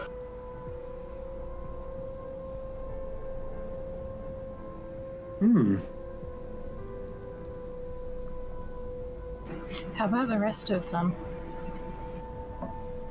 How many badgers were there again, sorry? Let me see. There was 6 of them. There are 5 left. We freed one. Yeah, okay, I'll go to the neck chain. and I'll just go down the line of chains trying to cold shock them into breaking, and then deal with any ropes that are left over. Easy done. The first one that you free threatens to trample you. A dex save from you. I'm grateful, little thing.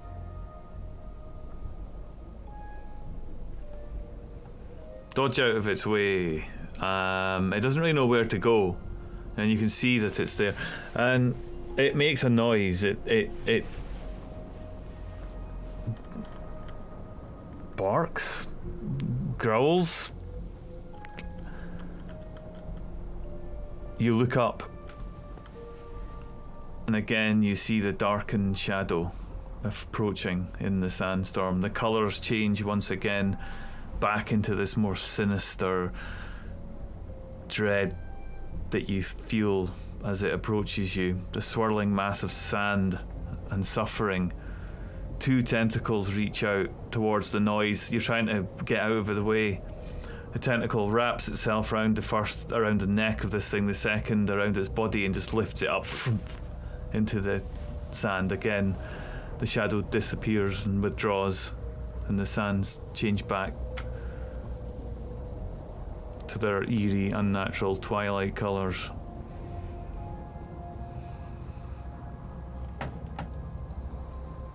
There's either multiples or this thing is really hungry.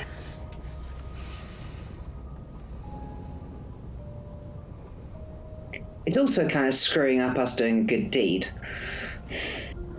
Rude, really. We go away and shut up a badger? I left that spell in my other dress.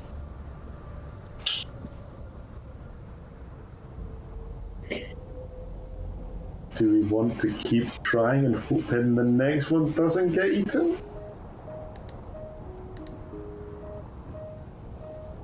I mean,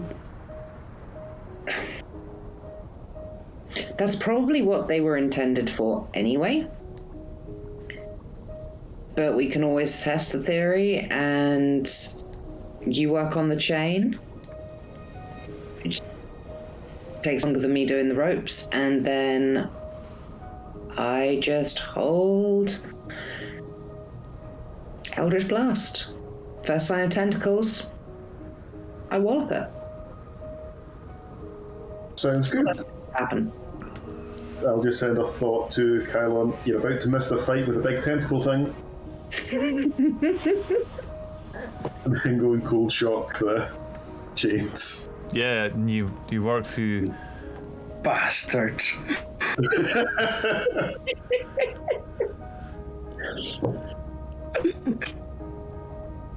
You work through the chain, and are you attempting to guide this one to safety?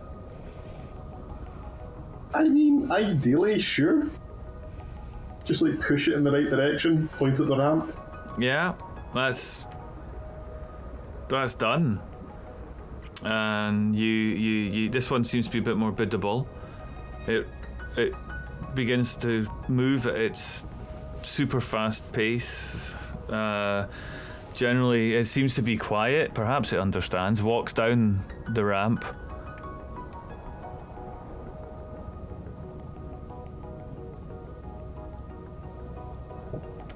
You see a shadow cast ahead of you, above you, as you're looking forward towards the ramp.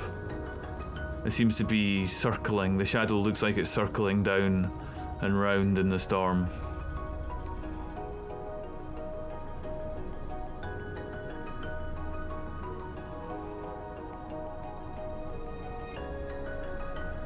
Any indication that it's going to,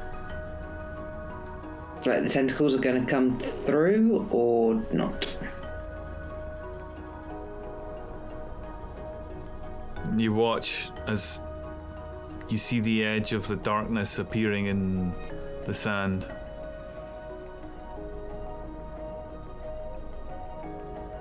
Kylon, Ildri, you hear the strangled cries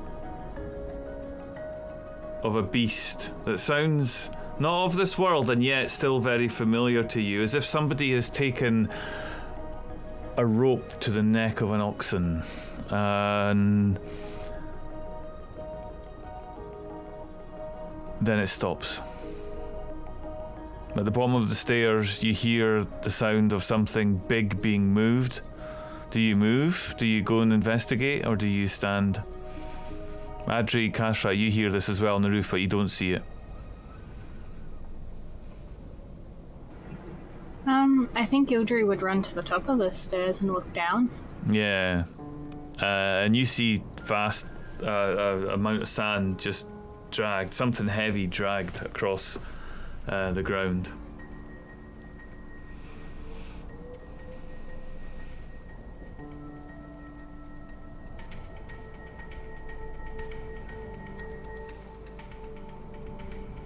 Well, the small blue one said we're missing a fight, so let's go fight.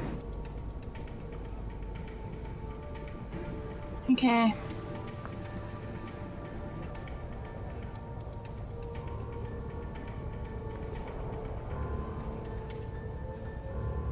Down the stairs and back up the ramp, I suppose. The four of you are standing together on this roof. Above you, only by 2 feet, the maelstrom continues to wash, growing more sinister as you observe. It's difficult to imagine a world beyond this now. You've been in it, amongst it for so long. Adrift in a nightmare realm. These giant beasts next to you, clearly brought here, perhaps farmed for purpose of nothing other than to feed something out there. The storm continues, a testament. It is undeniably a power that you cannot understand, you cannot conceive. This power, before you coming here, you wouldn't have imagined it. Even observing this storm from afar, you just had no idea of its power.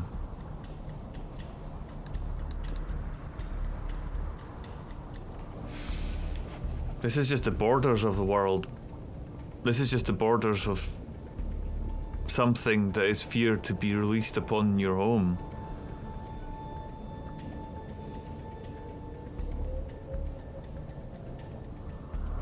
The other beasts are freed, and they're variously milling around. They make noise, without a doubt. They're scared, petrified. Adri, you point out as you watch the shadow, now familiar, approaching, as the whole ceiling above you in this storm changes, becomes growing in its darker colours. This is the first time Kyle and Ildry have seen this. So sinister. And yet the storm just relentlessly pounding away at the side of this space as it becomes darker and darker until, Adri, you get your opportunity. A vast, huge tentacle reaches out towards one of the giant beasts that stand on the rooftop next to you.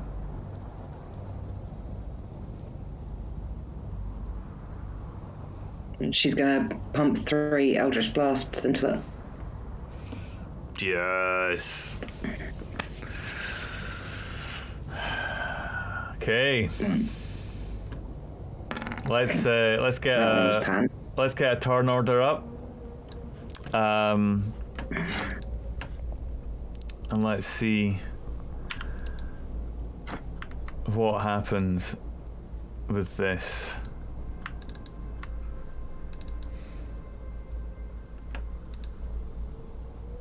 Yes! Damn it.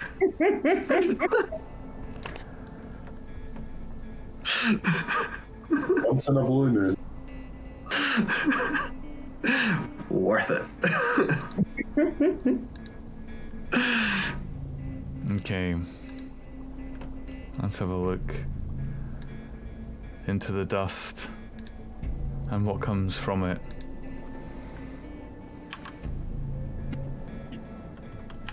Right. And the turn order's been wiped. Oh, do we need to roll again? And he has to beat me No, again? hang on, I can do it. I can fix it, hang on. Damn it. Yes.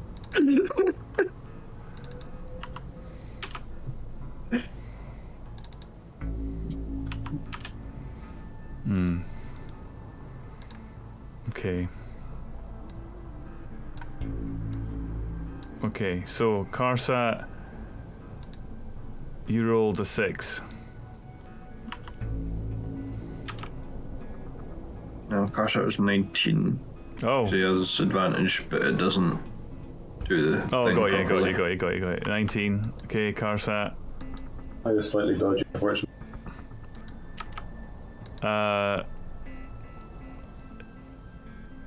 Ildri.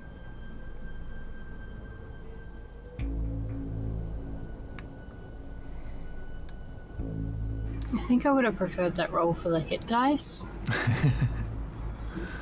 Ildri.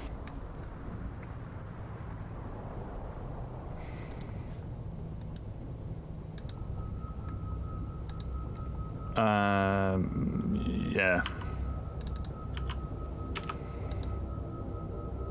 Oh no, right. Hang on, I'm just gonna have to delete this. Roll20 does not like it when you roll and then change maps. I wish it were different. Right, add turn. Okay, let's go again. So, Carsat, you rolled 19. Yep.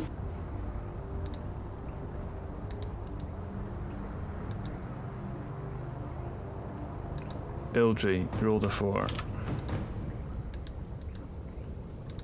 Kylon 23.2.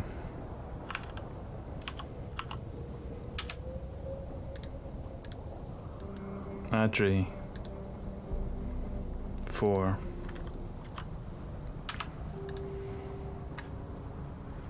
Now you do get the drop on this thing as it reaches out of the storm. Its vast shadow above you.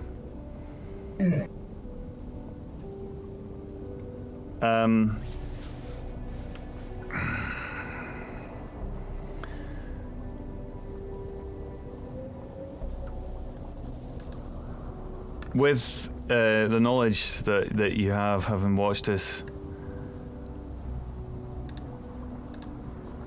Kylon,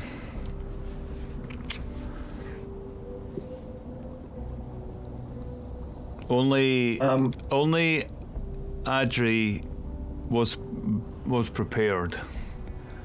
So Adri in this round, unless you say differently.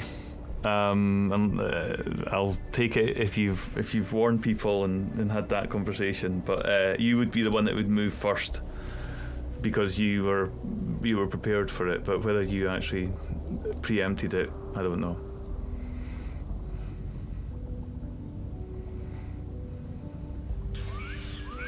As the tentacles coming down,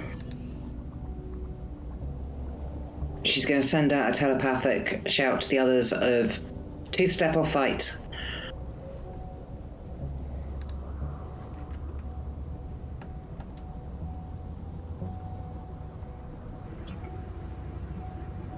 Are we allowed to respond? Yeah, because this is prior to 2-step. 1 step, 2 step, I'm fucking tired, let's run.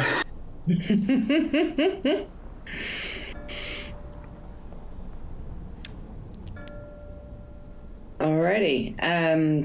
Who was I buddied up with? Carsat.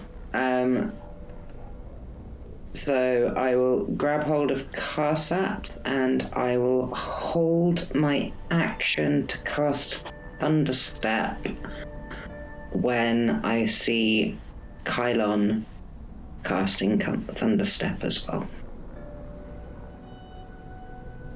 okay.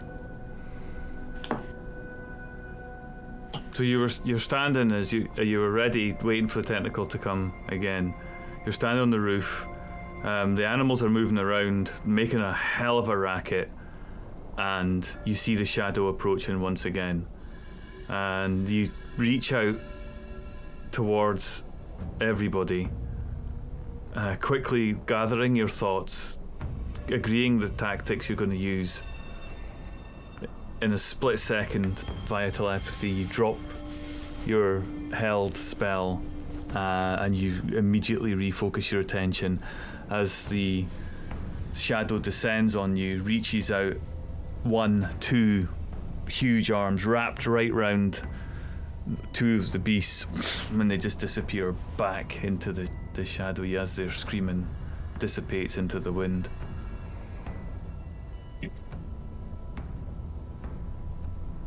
Are you gonna let loose Eldritch Blast, or are you gonna let loose the Thunderstep as you watch these things get pulled away? How many badges are left? 2.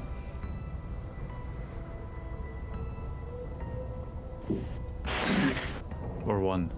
I've lost count. Let's just say 1. 1 badger left. 1 solitary, terrified beast atop the building. Group decision is Thunderstep. We're sticking with Thunderstep. Okay.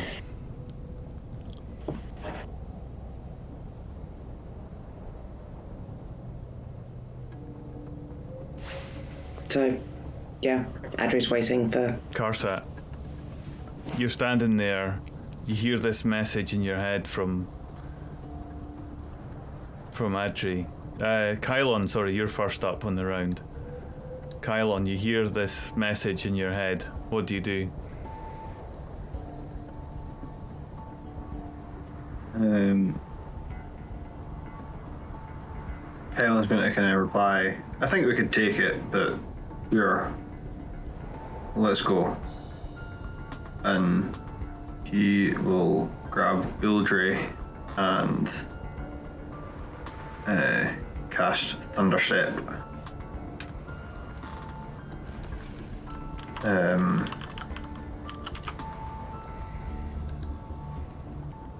To get the fuck out of there. Back down the ramp. Okay.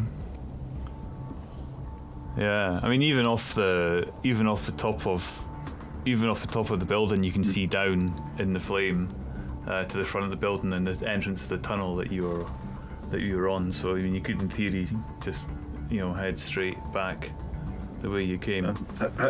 How far would that be? Distance-wise. Yeah, hypotenuse. About 70 foot. Let's say if you were standing at the edge of the building. I believe we can do that, yeah. We can do up to 90 feet. So you run, to the edge of the building. You drag your willing partner with you, and then you thunderstep down far closer to the edge of the tunnel that you came in. And it makes a hell of a noise. Thunderstep is so loud, and the thunderous boom echoes. Karsat, are you doing anything, or is anything else happening? Adri was holding her action to also cast Thunderstep and take Karsat with her when Kylon did it. Yeah. Okay. So the two of you simultaneously, this giant boom explodes as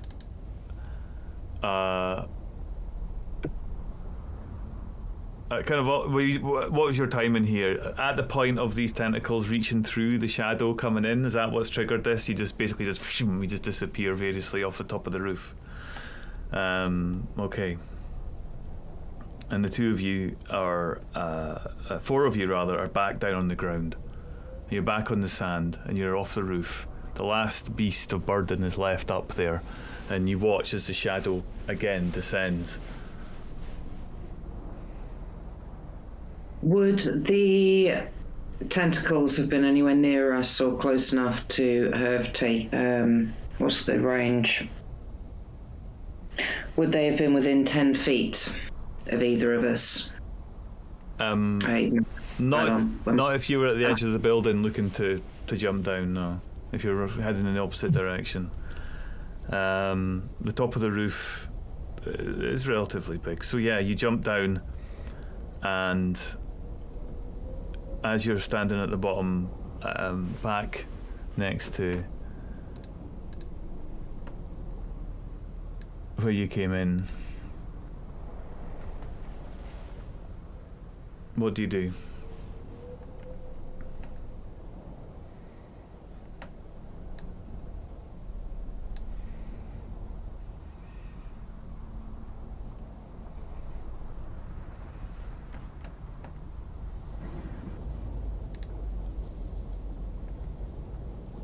Okay, so we can't save the badges. What's the plan? Not without picking a fight. I do not think we'll win, currently. It looked like there were some bedrolls up the top of the stairs. Maybe we could go up there. We'd probably be safer, I guess. But it's where whoever's been around here is sleeping well. I mean, to be fair, we may have killed everyone who's sleeping. But that is the point. I could try the locate creature thing. How many of them does that locate? I believe just one, but it would at least tell us if there are any in the building.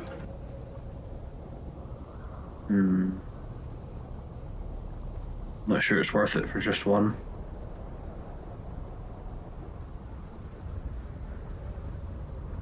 Do you have any detect thoughts kind of options? No. Just detect creature.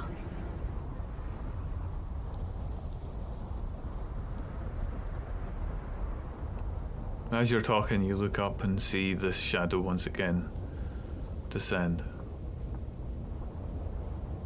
The sands swirl differently. The darkness is still there, but rather than just seeing the tentacle reaching out of the darkness,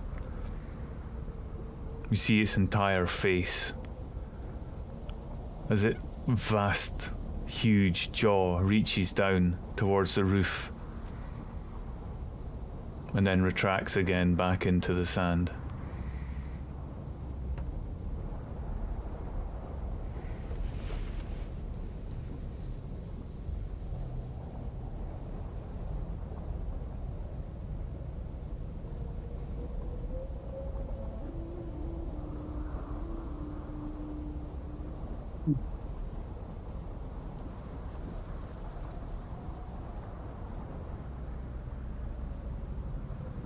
Yeah, that's one very, very hungry creature. Or there's rather a lot of them.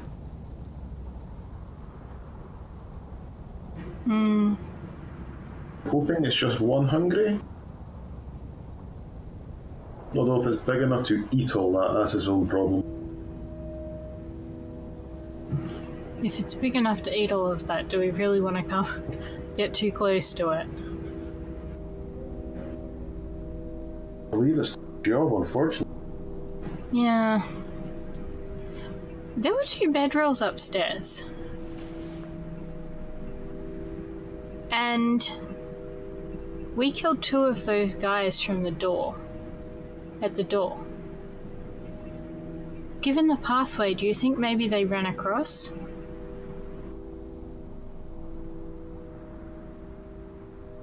Probably.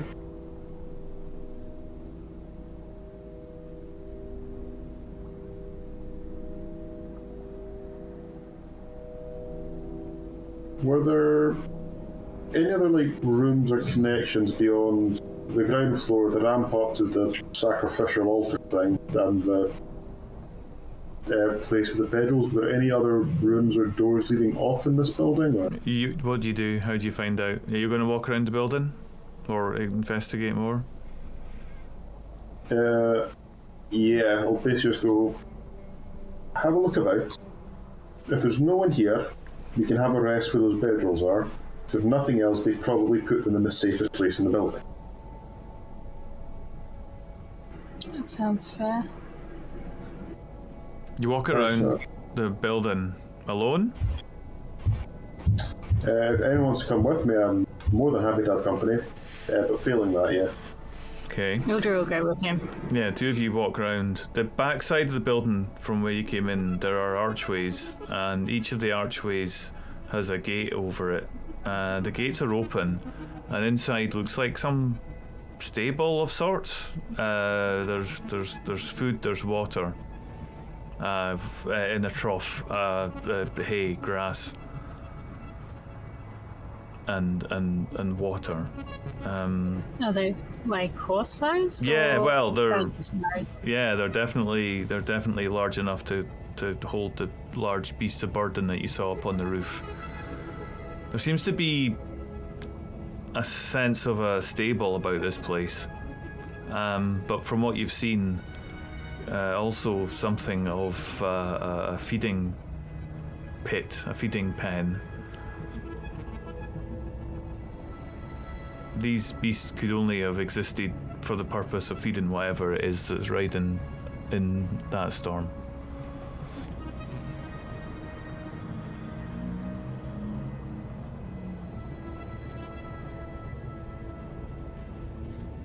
Interesting. Is there like signs that they would have been like breeding them here? Not here. No, they look like, given the amount of supplies as you're walking around, you wouldn't think that they could have been stabled here for long.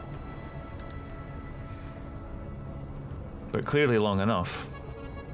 They've served their purpose.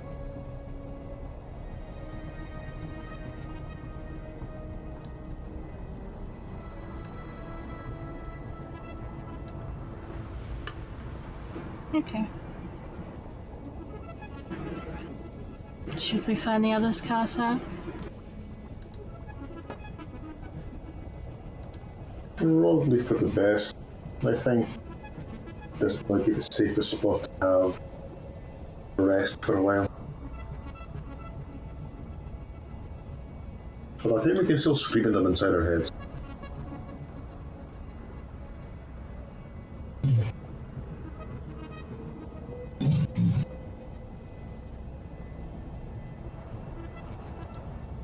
Well then, let's get back.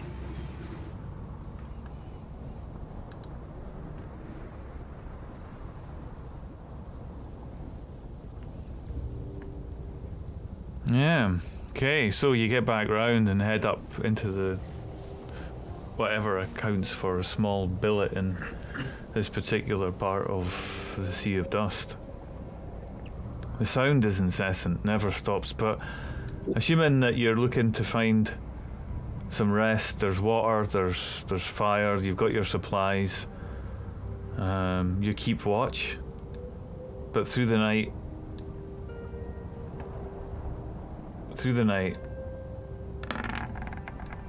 nothing. Alan will have ritually cast Lehman's tiny hut. Yeah. So inside the hut. Are we gonna hut or ring? Ring's probably the most secure. Did we determine whether or not we could cast the hut outside the ring? Or was that going to tear a hole in reality? I can't remember what the song was. I think that was... hole in Troy's brain. Yeah, the flux capacitor definitely exploded at that point. Yeah, if you leave the hut stops existing, and moving to another plane, irrespective of how big that plane is moving from that hut. So yeah.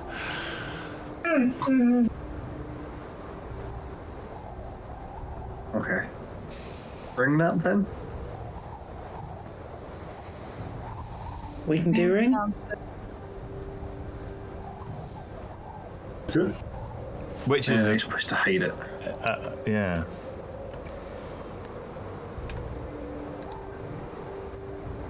Find a nice place to hide it. Roll investigation.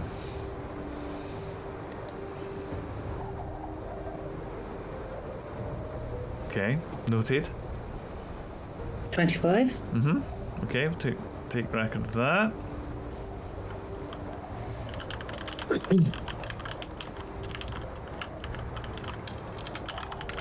I will also be leaving Erin tucked somewhere. She'll be instructed to find somewhere out the way.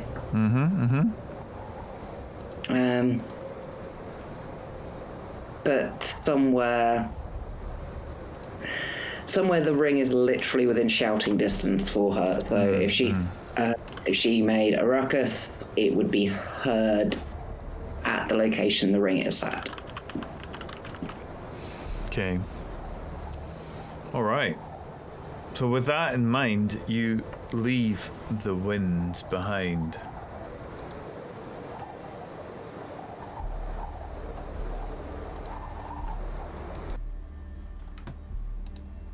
And you enter into a far more lovely space.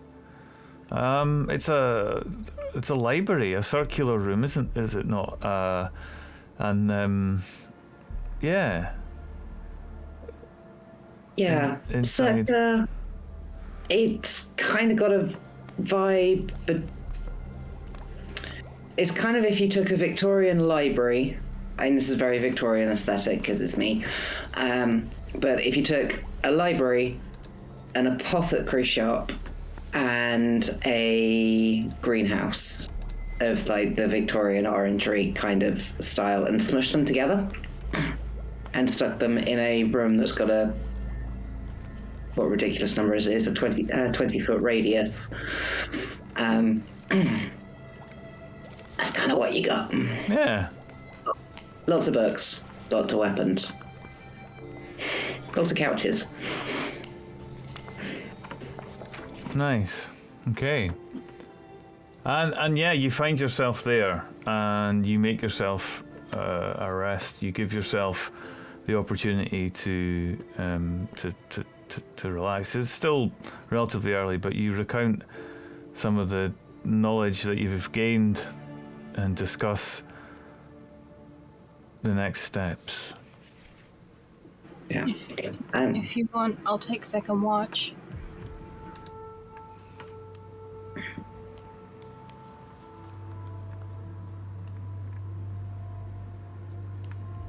Yeah. Andrew's fine to take first watch. And Jill, as it's the first time these guys have actually been in the ring, and it's quite possible that it...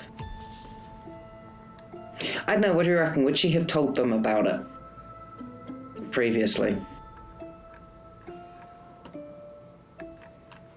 I'm kind of... That's a lot more if you hadn't. I'm kind of thinking she wouldn't unless she told you when drunk.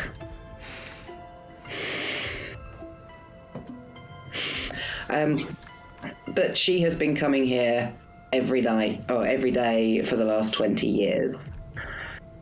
There's a lot of stuff. And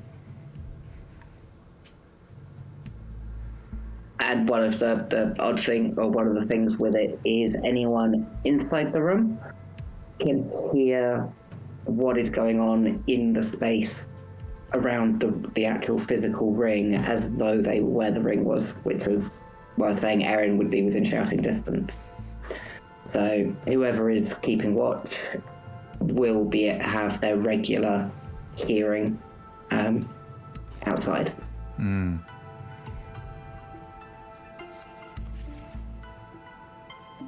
Okay. So yeah, This mark is off. beautiful, really. Yeah. Karen. Helen's just busy poking all the couches to find the comfiest one.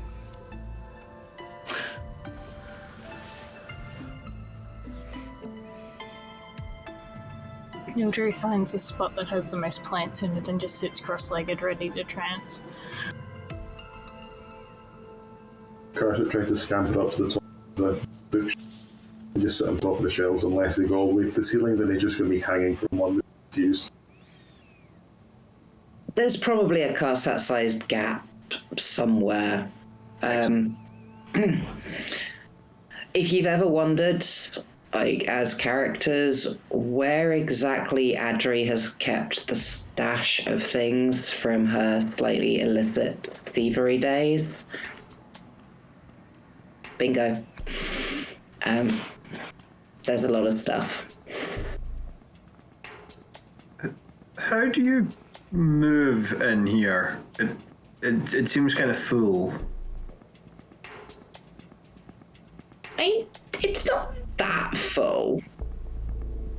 Look, there's like a half-inch corner, like square on that desk over there. I mean, if you move that, I'm drunk. But it's mostly up on shelves. These are just things I haven't put away yet because I was looking at them. If you want to make yourself How covered in dust are the things that are sitting about? Well, there's a handful of things that are very, very close to a cup of tea that looks like it's probably quite close to growing legs. It's been a while. Yeah. It is mostly books and weird little trinkety things that might be something, but you're not sure. There's some of the wood paneling, clearly used for target practice.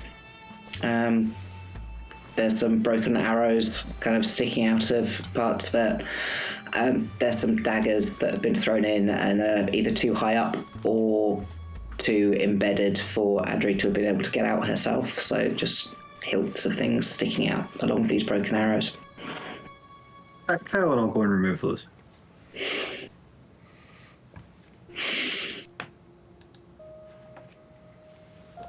Just for the fun of it.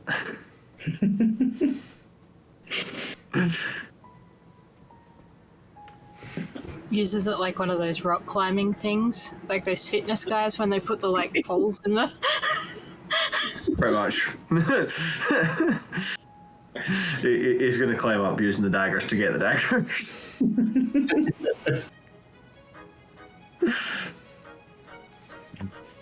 A good rest, a good night's rest, uninterrupted, has had anybody who's on watch still that sound of the wind. But for those of you not, for those of you sleeping, for those of you having a more relaxing and meditative time, you're able to do so successfully. So mark off a long rest. And be prepared.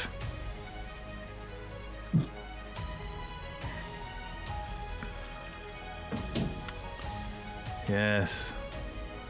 Be prepared. As you wake up in the morning, variously, on the 7th day of your mission to investigate in and find out what is happening in the sea of dust behind this terrible maelstrom inhabited by vast beasts seemingly kept alive for a purpose that you're beginning to understand. Erin, quiet through the night, doesn't raise alarm. And yeah, as you exit, or indeed as you wake up, it's a good point to end.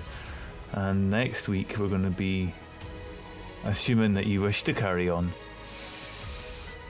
into and potentially through this nightmare